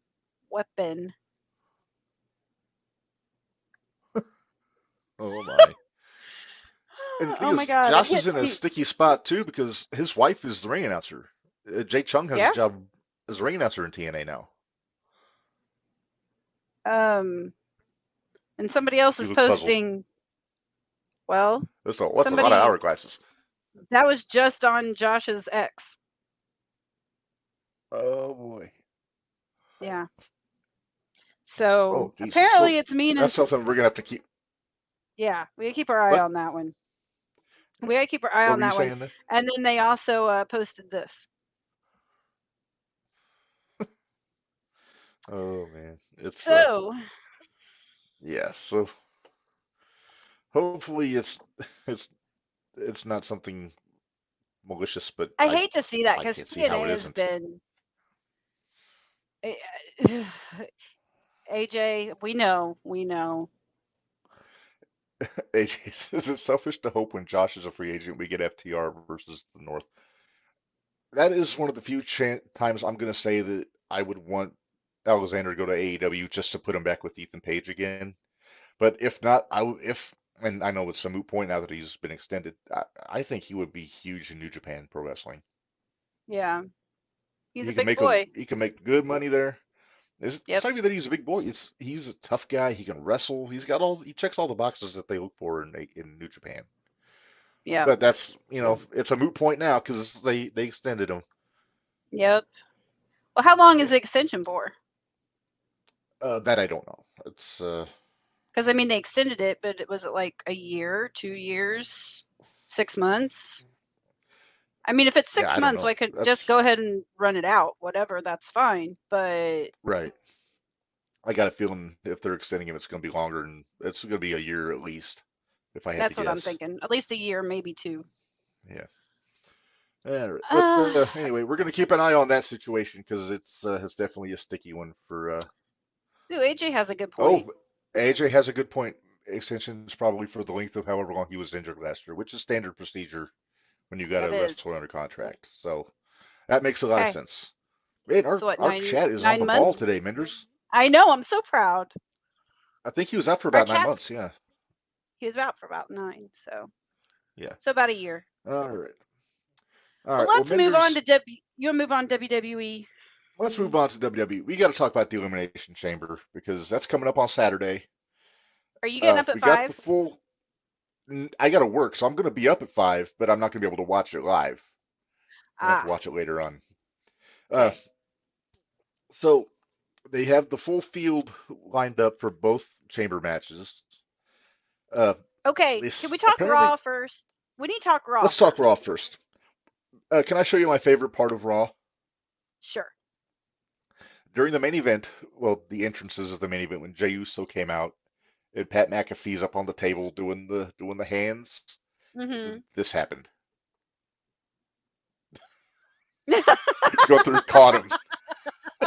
Just gave him a look, and Pat stopped. Holy. I forgot about that. I do remember seeing that. Oh my god! I popped so hard when that happened. so fun. Oh my god. Although I will tell you, I Raw thought last. Gunther was going to lose it last night. I really thought So he did was I. going to lose it. I was I f- scared to death. yeah. Raw last night was very good. It was bookended by two very good matches. Cody and Drew Yes. at the beginning, Gunther and Jay at the main event. Uh, I liked the With the thread of same the bloodline problem being there. happening. I was say with the same problem happening at both of those hmm matches. hmm Uh, I won't lie. A part of me thought that Jimmy was going to help Jay win the title and then jump him, Mm-hmm. and then it would be a title match at Mania between the two of them. But Right. I told you this before we went on the air. This just that 5 minutes or so last night did more for Jimmy Uso than the last year after they lost the tag Yes. titles.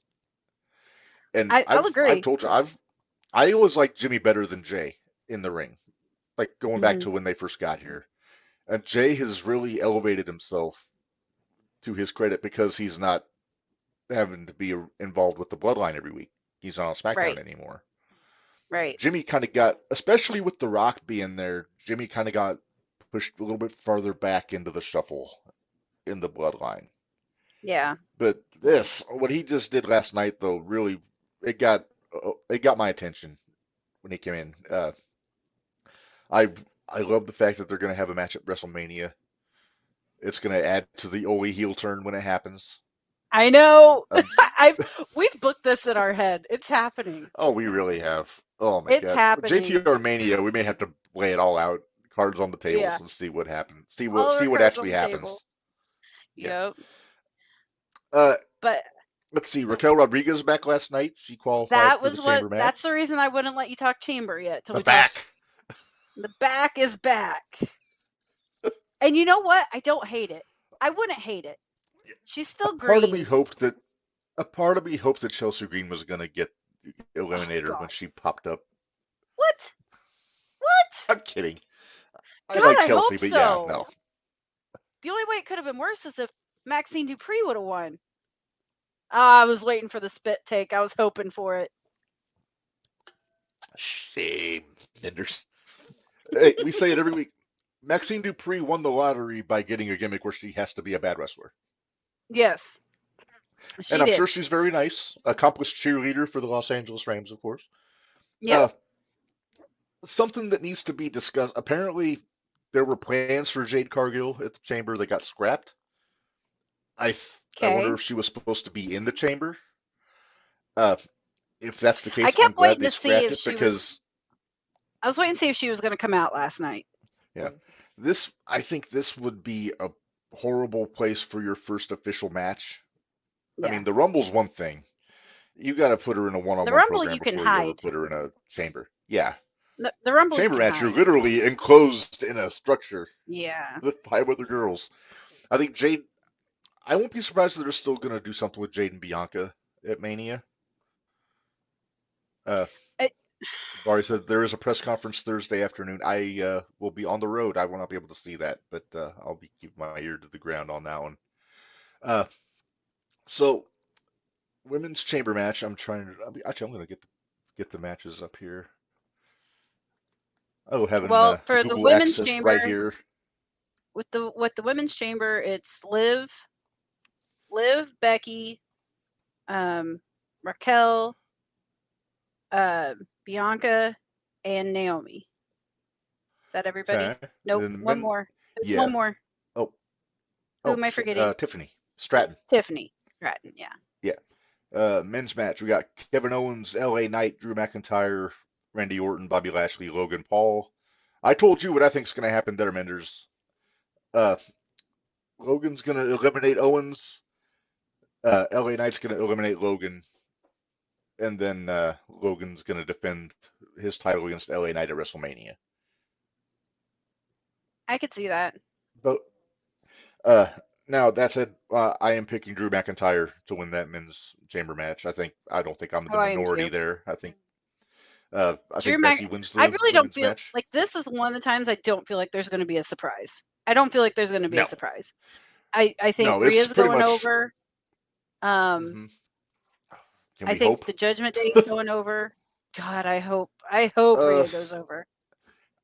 Yeah, I think the Judgment Day will. I think they're going to drop the titles at Mania. I just don't know against who. Yeah, I'm thinking. Actually, I do think I know who. I think it's going to be Awesome Truth, Miz and R-Truth. yeah. Well, Get and I still think if Drew, so if Drew wins, which we're pretty sure he will, Drew's gonna go against Seth, yeah, naturally. and I think Drew's gonna win and Priest is gonna cash in. Because Priest still has that issue with Drew. Yep. So I think that's Which, what's gonna if they're happen. not careful, if they're not careful, that's gonna make Drew a babyface again. And right now he is cooking with He's so every good kind of as a gas heel. you can imagine. Oh my god, the promos So alone good. have been just insanely good. Well, or could it turn Damian face? Could he turn his back on Judgment Day?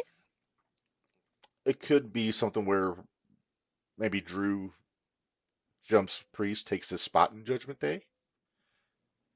Then Drew's the leader. We kept thinking that was going to possibilities are happen. endless. Yeah. I thought that was going to happen in Survivor Series. I don't know if you. Yeah, I heard that. Okay, start talking to people here. Hang on one second here, Minderz. Okay, you can find out what that was all about. But yeah, so I don't know. AJ, Bari, help me out. That's true. AJ made a good point and said we still don't know what matches happen on what night. Priest could have a whole day to recover between the tag title match and the cashing in. We just don't know yet. Okay, I'm back. Okay, Stacy are we was good? squealing with delight because apparently CJ Perry got announced for the Expo. Oh, okay. Have Priest lose, cash in by Judgment Day, helping Drew. Hey, that's another option. Like I said, the possibilities are wide open at this point, and we love the fact we don't know for sure what's going to happen. I know. That's the best part about it. Yep, she just got announced, and so did the Hex. Oh, nice. They'll be back for the probably the Square Circle show because they were on there a couple years ago. Let's see. Yep. Hey, I have a bone to pick, Minderz. Speaking of the Expo, going back to last year, I had the privilege of meeting one Rikishi Fatu at the show, who was one of the elders of the bloodline. I wondered if you were going to bring this up. And we took the picture. Number one, could not have been a nicer guy. He was a very nice man. He was very nice. So we took the picture with the finger, putting the finger up. I made a bit of a faux pas that got called out by the lady taking the picture, that maybe I not do that. This is what I did. What do you notice there, Minderz? It's an L. And no, I'm not calling Rikishi a loser, but the thumb got away from me doing the finger. Now, yeah, Stacy thought I was doing the low lives thing. That was not the case, but I'm pretty sure that was the case, but that's okay. I'm pretty sure that's where it went because you were just so used to doing this that yeah, maybe that's it. But anyway, so that was a year ago. Well, I'll take you back to Friday, Minderz. Number one, round of applause to The Rock for the promo. Yeah. You'll really like. Oh yeah, the Zuba. Oh yes, my friend, I am a big fan of Zubaz and other comfortable pants options. And the Expo is about the only place I can get away with wearing my Zubaz without my wife really giving me shit about it. That's because there's a lot of them there. That's because there's a lot of them there. That's very true. Hey, I'll have you know, Jimmy Hart complimented my pants last year. Good. My Otomix weightlifting pants. So I felt vindicated.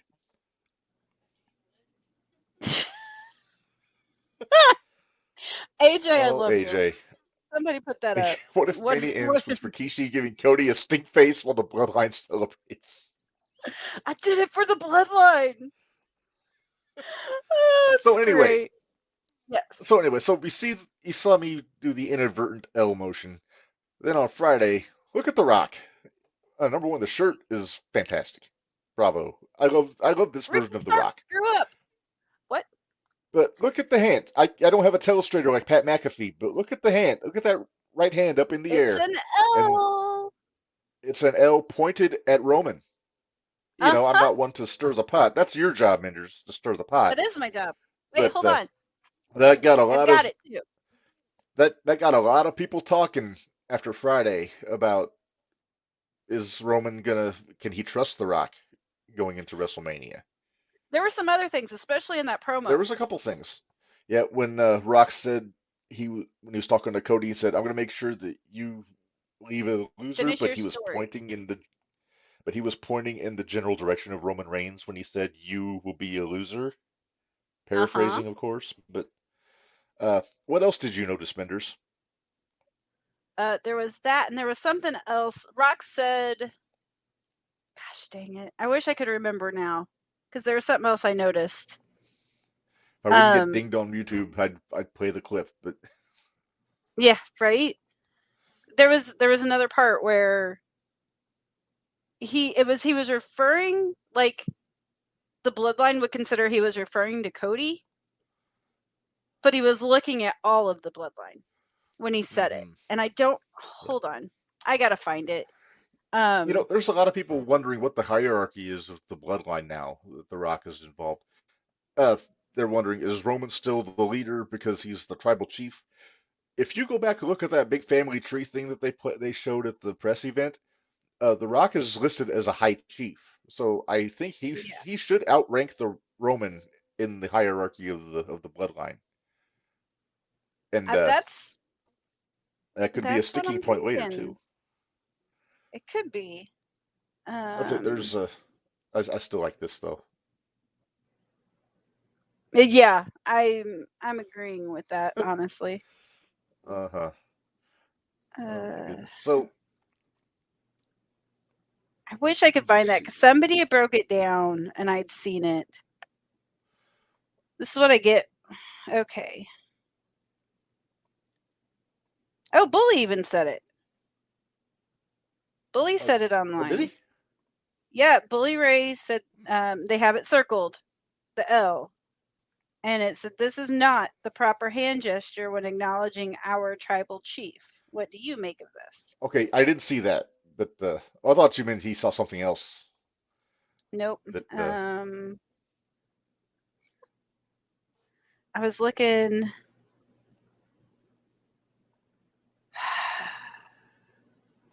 I wish there was I wish I could find where it was at. Maybe it was on. Okay, talk. I don't like this dead air. Oh, sorry. I was getting ready for my the next segment. Oh, okay. Sometimes it's high drama when we get the dead air, Minderz, even though it's not really great radio. But yeah. So other matches that we got for the chamber match, of course, we got Rhea and Nia. I think we agreed Nia's gonna probably take the loss on that one. Oh, Rock said something about quit being crybabies. Oh yes. He made another reference about crybabies. And he was looking at the bloodline. Okay. So that was another thing I had seen. Okay. So I don't know. There's a lot of things that when I saw it, I was like, now wait a minute. And I know a lot of people are pointing it out too, and it's just kind of like, okay, so I'm not the only one seeing these things. So it's not just, I don't know if it is a fluke or not or what. So. Yeah.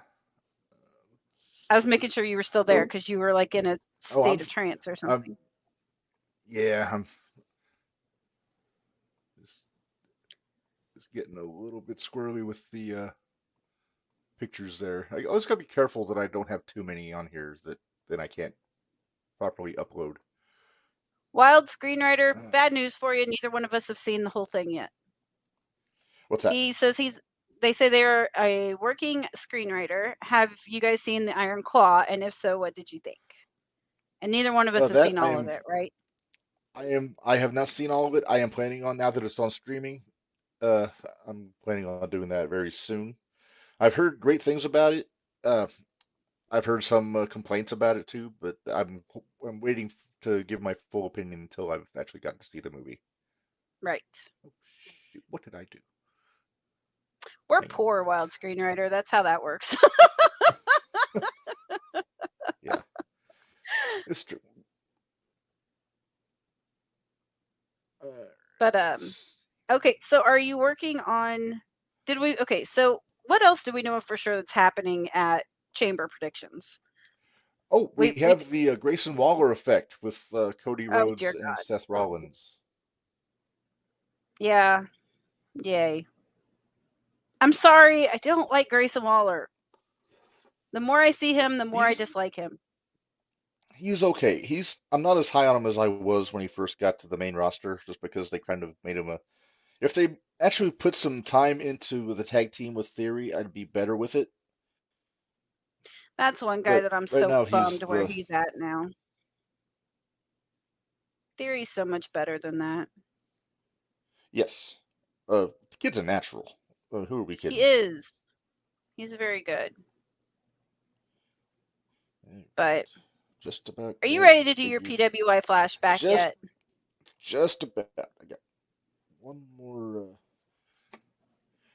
photo that wasn't quite ready to roll. But now I I was think gonna say, we because are we keep good. telling everybody that the reason we went to weekly was so it wouldn't be as long. We're Yeah, still well, we're running 2 coming up hours. on. Oh, that's why it wasn't a JPEG. Okay. Don't Ah, mind me talking to myself. Just enjoy second. the carnage. All right. So I You think already we knew you were gonna are. get Waller on the card somehow. Doing this in his home country is the whole reason he got called up. I get it. I understand. Yes. Oh, absolutely. He's just a schmuck in my opinion now. He's getting Miz heat from me. Like Oh, when I hated the Miz. He's getting Miz heat from me. yeah. It's All right. I am ready to do this here, Minderz. It is time to bring back a segment that we got some pretty good feedback on the first time we did it last month, the Pro Wrestling Illustrated flashback. And this is a segment where we will take a an issue of the Pro Wrestling Illustrated from the past and go through the rankings in the back of the magazine. I've actually got it truncated a little, Minderz. I don't have quite as many categories this time, so it's going to go a little quicker. But I Okay. hit the high spots here. So. All right, so the Well, I think issue the we're last dealing time I with was here. just curious.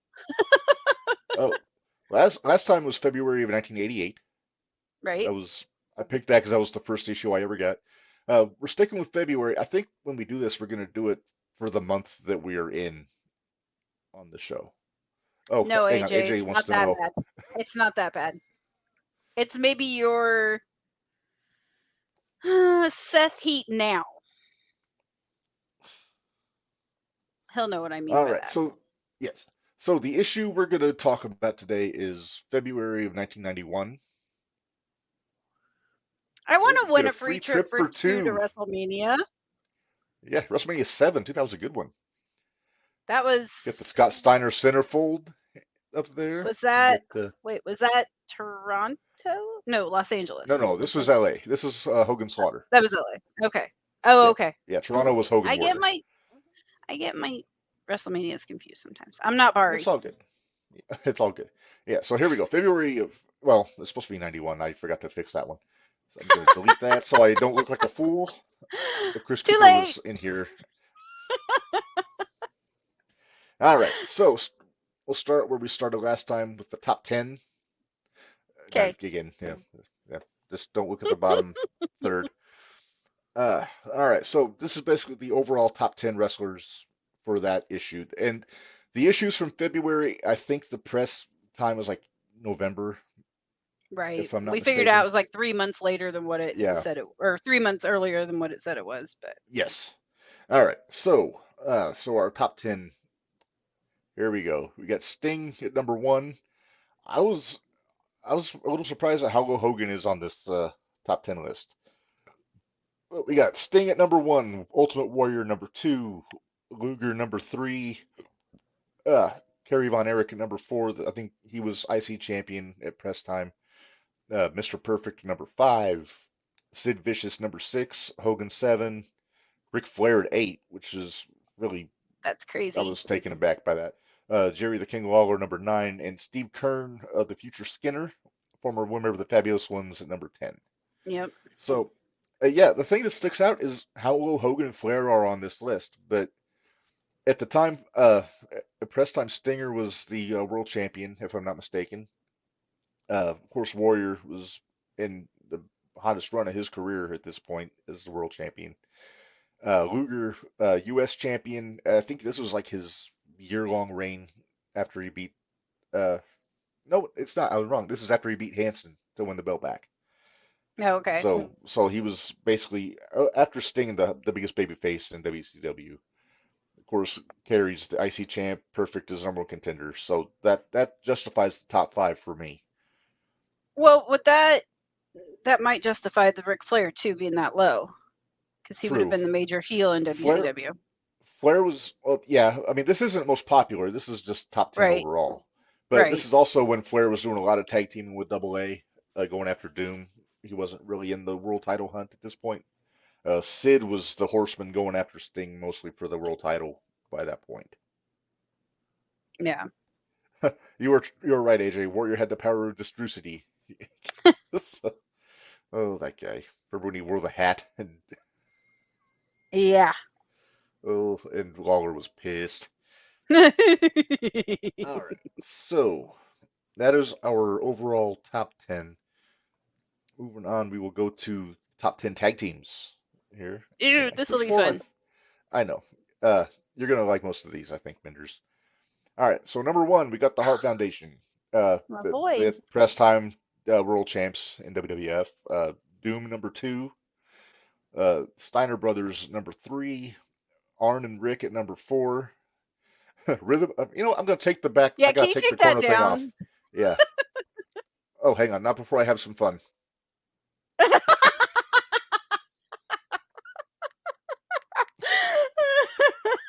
That one might be better. That's hilarious. Okay, take it off.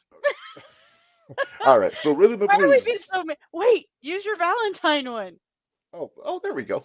Oh shoot, I already took it off of there after Oh, Valentine's no. Day. Opportunity Okay. missed. Opportunity missed. Hey, we're gonna meet Rhythm and Blues at the Expo, Minderz. I know, I'm so excited. Yes. That's Let go one of of the my ones toe. Let go of my toe. All right. Number 6, the Nasty Boys. Demolition number 7. All three when they were a trio. Rip and Larry Oliver. I believe from the Memphis area here, number 8. Doug Gilbert and the Dirty White Boy Tony Anthony at number 9. And then the Young Pistols, Steve Armstrong and Tracy Smothers at number 10. I love Tracy Smothers. Tracy's one that I wish he would have got his. I wish he would have gotten that EW locker room. When we meet Tommy Rich, I'm hoping we can maybe get a Tracy story or two out of him. I'm hoping. Tommy would make for a fun panel.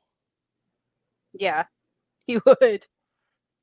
Yeah. I'm interested to see because they haven't announced. They haven't announced all the panels yet, so I'm super I'm excited waiting for about that. All right. Next up, most popular, February of '91. Again, ignore the bottom. I'm firing my graphics guy after this. You can't fire yourself. Sorry. Okay, fine. That can't happen because, well, one, I don't have all access to all the stuff Slap that you on the do. wrist to me. There you go. All Slap right. on the wrist. That kind of hurt. I hit Do you right want on me the to funny sick bone. Anakin on you? I should sick Anakin on you. No. All right. Next up, so we're doing our most popular top 10 here. Okay. All right, here's where Hogan's number 1. Yeah. He's still Hogan. Uncle Fred. Uncle Fred is on there. So Hogan number 1, Stinger number 2, Luger 3, Warrior 4, Carey 5, Scott Steiner number 6. Look at that baby face right there. No kidding. Tugboat, Uncle Fred, Shockmaster, Typhoon, whatever you want to call him. He was Tugboat Thomas at this point. Yep. At number 7. Big Boss Man. I love the Boss Man. Number 8. Lawler, number 9. Jake, number 10. This is, of course, before the Cobra angle with Macho when he was still a babyface. Oh, I hated that angle. I seriously think that's kind of why I hate snakes to this day. You're not a fan of snakes, eh? No, I hate nope ropes. Nope rope. Yeah, I forgot about that. The nope rope. Yeah, I don't even Stacey like doesn't care for AJ's. them either. I don't like AJ has one at his, not in his apartment, but he has one, and Slither, and I'm not even a fan of Slither, and Slither's not a mean snake whatsoever, and I'm terrified. I don't do snakes. I don't do I don't do snakes. snakes. Nope ropes. All right. Moving on. Number. Well, I'm not doing top 10 Tuesday. Most hated. There we go. Ooh, this will be fun. This will be a All lot of right. my favorites. Yes. And actually, Well, this one kind they of. only had a list of 9 on this one when I looked it up. I don't know Huh. why. Look But who's number anyway. 9. Yep. All right. So starting off, Sid Vicious is number 1 here on the most hated, followed by Earthquake, Huh? Million I Dollar Man hated Ted Earthquake. DiBiase Hated Earthquake. because he squished Hogan. I did. That was when I actually sent a get well card to Hogan. Nice. I was very well. What's the word I'm Smitten? looking for? No, Smitten? not smitten. Brainwashed. That's the word I was looking for. All right. So Million Dollar Man Ted DiBiase number 3. The Black Scorpion is number 4. Oh, that's the Black Scorpion is what I thought the Devil angle was going to amount to in AEW. Yeah.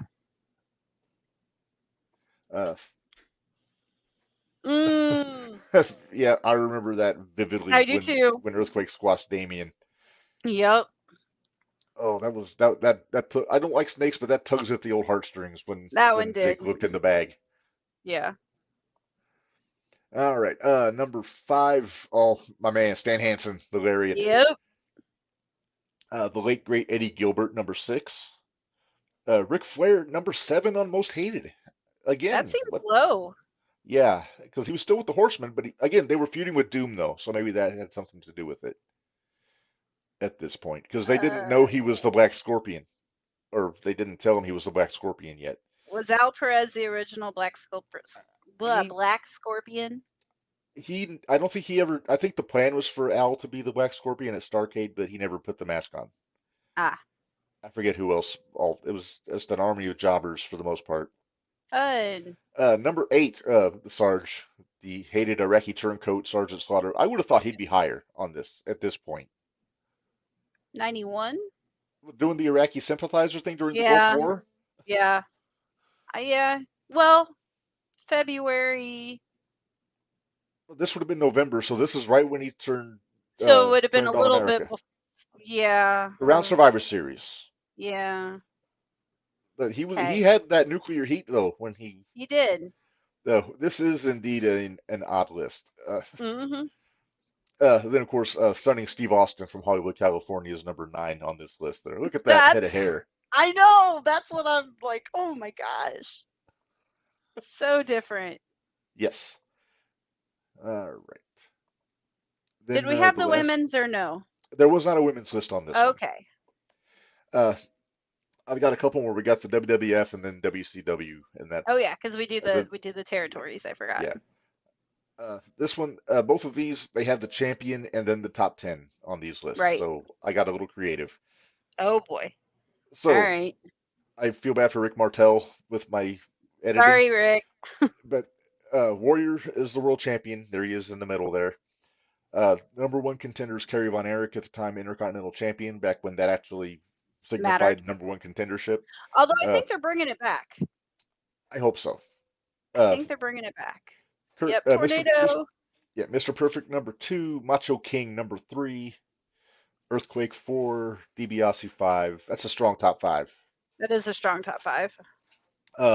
6 through 10, you got Sarge number 6, Hogan 7, which seems low for Hogan. Yeah. To be that low on the contenders list. Rick Martel, I assure you, his face is there. It's just hidden behind the. He had his arrogance with him. Yes, he had that great pin. Yes, I am a model on his jacket. Loved it. Yes, Dusty Rhodes number 9, and then Dino Bravo, the late great Dino Bravo number 10. Wow. Dino. Yes, man, he got a bad break. Peddling those cigarettes. Yeah. Hey, little tidbit. Dark Side of the Ring starts back up soon. Yes, I'm so I saw excited. That. All right. The last list we got, Minderz, here it was still NWA in November 1990. So I thought it was 91. Well, 90. The issue was 91, but it's press time. Gotcha. All right. So I was more careful this time. Sting is our world champion. I got him in a slightly smaller circle so we can see all the faces. I might have been a little bit more irritated had you covered up JYD. JYD. Just saying. All right. So number one contender, United States Heavyweight Champion Lex Luger, of course. Number two, Sid Vicious, the guy that challenged Sting at Halloween Havoc. The Black Scorpion, number three. Stan Hansen, former U.S. champion there, number four. He just lost the title. Double A, my guy, Arn Anderson, number five. Yep. Ric Flair, number six. And again, I think he's this low because he was mostly doing tag team at this point. Yeah. Terrence Taylor, if you will, from the York Foundation, here at number seven. Fun fact, Minderz, that is the same robe Bobby Roode used to wear to the ring in TNA. I wondered. Because Terry was working for the company at the time, and he let Bobby use the robe. Number eight, JYD, Junkyard Dog, of course. Then a couple of oddballs here. We got the Juicer at number nine. Do you remember the Juicer? I do not. That is Art Barr under the gimmick. The late great Art Barr, former tag team partner of Eddie Guerrero, inventor of the Frog Splash, by the way. Okay. He didn't have a long run in WCW at the time. He went back to Mexico. Then number 10, Norman the Lunatic. If you might remember better as Bastion Booger in the WWF. Oh, poor guy. Yeah. Poor guy. Yes. The worst gimmick ever. Holy cow. Yeah. I'm just glad P and News isn't on this. Yeah. Oh, yo baby, yo, as he said. Oh boy. That guy had no flow. He was a worse rapper than Max Caster. Wow. I don't think Max is that bad, but okay. His flow is sketchy to me. Which sometimes. I'm an urban poet myself, so it's all right. Well, Minderz, before we get out of here, let's talk about who we got coming up on the show. And we already paid the bills, so we're good. Yeah. All right. So next week, February 27th, Lenny Mephisto, a St. Louis area promoter, wrestler in Pro Wrestling Epic down by St. Louis. Yeah, we got a lot of guys to talk about with him because a lot of the St. Louis guys come up around our area. We do. I'm excited. Yep. Let me make sure I've got my schedule organized here. Where is it? Well, after that is Mike Outlaw. Yeah, I just want to make sure I don't get them out of order here. Okay. I'm just reminding you so you don't. I'll throw Outlaw up there. There we go. There's Mike Outlaw. If you haven't seen Mike Outlaw, you're missing out. Yeah, check out his stuff. So good. Big Hoss from St. Louis. That's on March 5th. Yes. And then on the next week, March 12th, Hardcore Heather Owens, our buddy from the Squirt Circle Expo. Excited. She's going to come on and talk with us about that. I think she's actually wrestling again this year at the Expo. She is. Yep. She is. Now, she didn't want to do it last year, so I wonder how she got roped into it this year. I don't know. We're going to have to ask. Yeah, and hopefully she'll have some cool tidbits for us going, because it's a couple weeks before the Expo when she comes on. It is. So she might have some more info for us. March the 19th, Paulie Tomaselli from the Chicago area, independent star there. A guy I've been watching since about 2006, and I'm glad to have him on. Oh, hang on. Wild Screenwriter, thanks for a cool show. Thank you for joining us. I hope you're not a stranger. Come back to us again. Check us out on Facebook. Yes. Facebook, Twitter, all that good stuff. And yeah. JTR. So, yeah. Yes. If you go on the podcast info, I'll have all that on there too. Yeah, like I said, Paulie Tomaselli should be a fun one. The week after that, you're excited about this one, Minderz. Jake Owen. I'm so excited. This is the go home show before the Expo. Who's he fighting again? Riddle. Matt Riddle. Riddle. Yeah. Bro. All right. And then we don't have a guest announced yet for April 2nd. You know what? That's when we're starting our Mulkey Cups, so I don't know if we're going to have time for a guest on there. But we might have to invite AJ and Barry in. Oh yeah, they'll be involved. Yeah. Yeah. April 9th. We mentioned it with Justin. Jason Knight, sexiest man on earth from ECW, is going to The join show I'm gonna us. miss. I'm so bummed. Yeah, Minderz is not going to be here for that one. It's going to be me and Bari. Then then I guess I can announce it on April 30th. We got another guest announcement to make. Uh, if you have a favorite wrestler, odds are that this guy either knows them on a personal level or has worked with them. I don't have the picture yet because it really just happened before we went on the air. The Cuban assassin Fidel Sierra is going to join us. He's like I You're said, gonna he's send me seen and homework. yeah, he's seen everything. He's worked with everybody. He's got stories about everybody. I'm really looking forward to this one. And from the conversations I had with him, seems like a cool guy. Ah, yep. There we go. And yeah, that's kind of a big get. He's one of that. We've had some pretty good names from Florida on this show, Menders. We had Bill Alfonso early on. We had Jack I said that Victory was about a month before my ago. time. Yeah, Bill Alfonso's Barry before me. Horowitz we've had on. I'm still I'm, working on getting a second Barry episode we going need to with get Barry another Horowitz. Barry episode because I want to be on with Barry. Okay, I will hit him up. I think we can make that happen. But we'll Although I really want to talk to the Brooklyn Brawler when we go to the expo and see if we can't get him yes. on. Oh, that'd be awesome. Wouldn't it? What? I said, wouldn't it? It would. I Absolutely. want him on so bad. That would be cool. So that's all the guests we have so far. I got to figure out what day we're gonna do this. We have to do our JTR Mania 3 before WrestleMania. It's Which about is just figuring going to out be a YouTube live, it's right? just YouTube exclusive. It's not gonna drop as a Yep. podcast. Oh, hey, this guy knows. He loves his match with Norman Smiley in WCW. So Sweet. Join there we go. us. Yes, join us for all of them. Yeah. I'll say we got some. This is going to be a lot of fun. This is maybe the busiest month we've had for guests in quite some time. Which is awesome. It's awesome. I love it. Let's see. Yeah, so yeah, JTR Mania is just our WrestleMania preview we do every year on YouTube. Date to be determined right now. It's, Yeah, we're still in debates on when that's yeah, going to be. it's probably going to have to be on the Thursday Yeah. that week. Because, So hopefully our other podcasts, they don't have a really kick-ass show that night. So right. That or we'll do a live from Edgewood. there you go. How? The internet sucks. Well, I'll just do it like on my phone. We'll just do the We're going to do video it in the and then car on the way down. Is that how we're going to do it? yeah, maybe. We'll Stacy discuss. We'll discuss. But All anyway, so let's get out of here. We've gone longer than we typically plan to. Now Hey, that we we've had gone a weekly, good guest, so I'm not complaining. we had a great guest. Thank you to Just Incredible for joining us.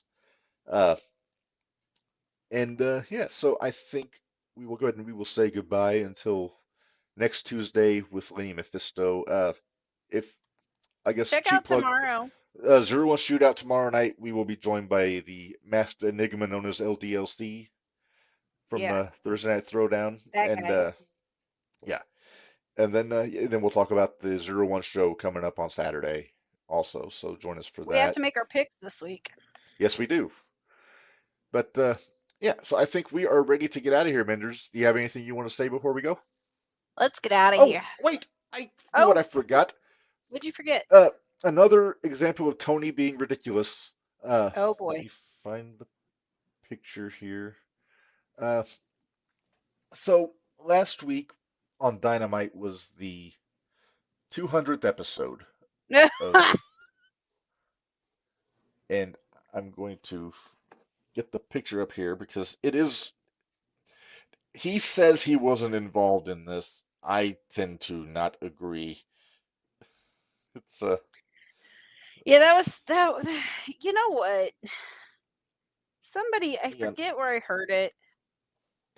Maybe it was on the Courtney show today when I was listening to it.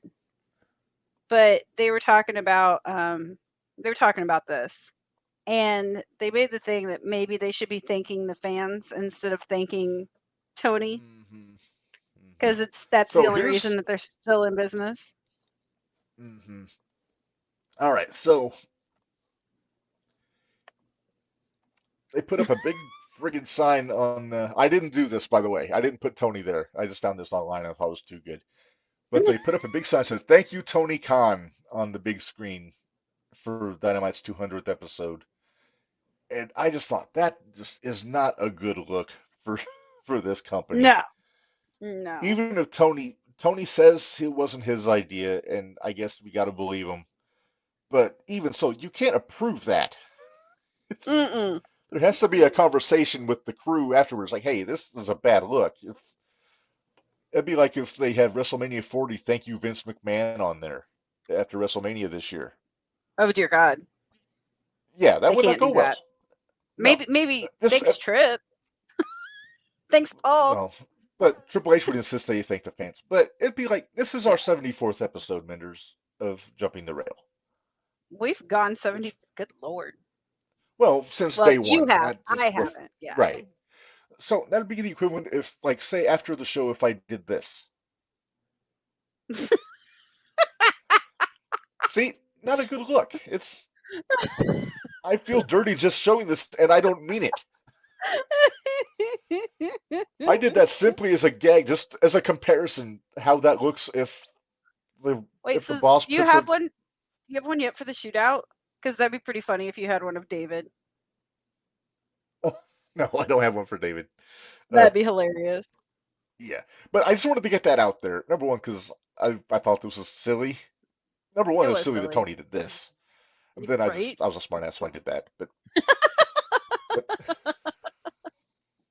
and by the way, I'm not taking full credit for it. This is another thing. I thank the listeners for 74 episodes Yeah. and all of my army of co-hosts that have helped me out over the last 3 years. But anyway, I just wanted to get that off my chest before we get out of here. But now I think we've done enough this week, Have we Minderz. done enough? Is I Gary think going to we've done join us enough. again anytime soon? I hope so. I hope so too. I miss Gary. Never happened. It's a work. Exactly, The Gary. bearded dragon. We love the All right, let's bearded get out of dragon here. on We're this show. meandering. All right. Yeah, it was a big surprise. All right. So for Minderz, this is Ray. I remind you all, life is hard, work stiff, and we'll see you guys next week. Thanks, guys.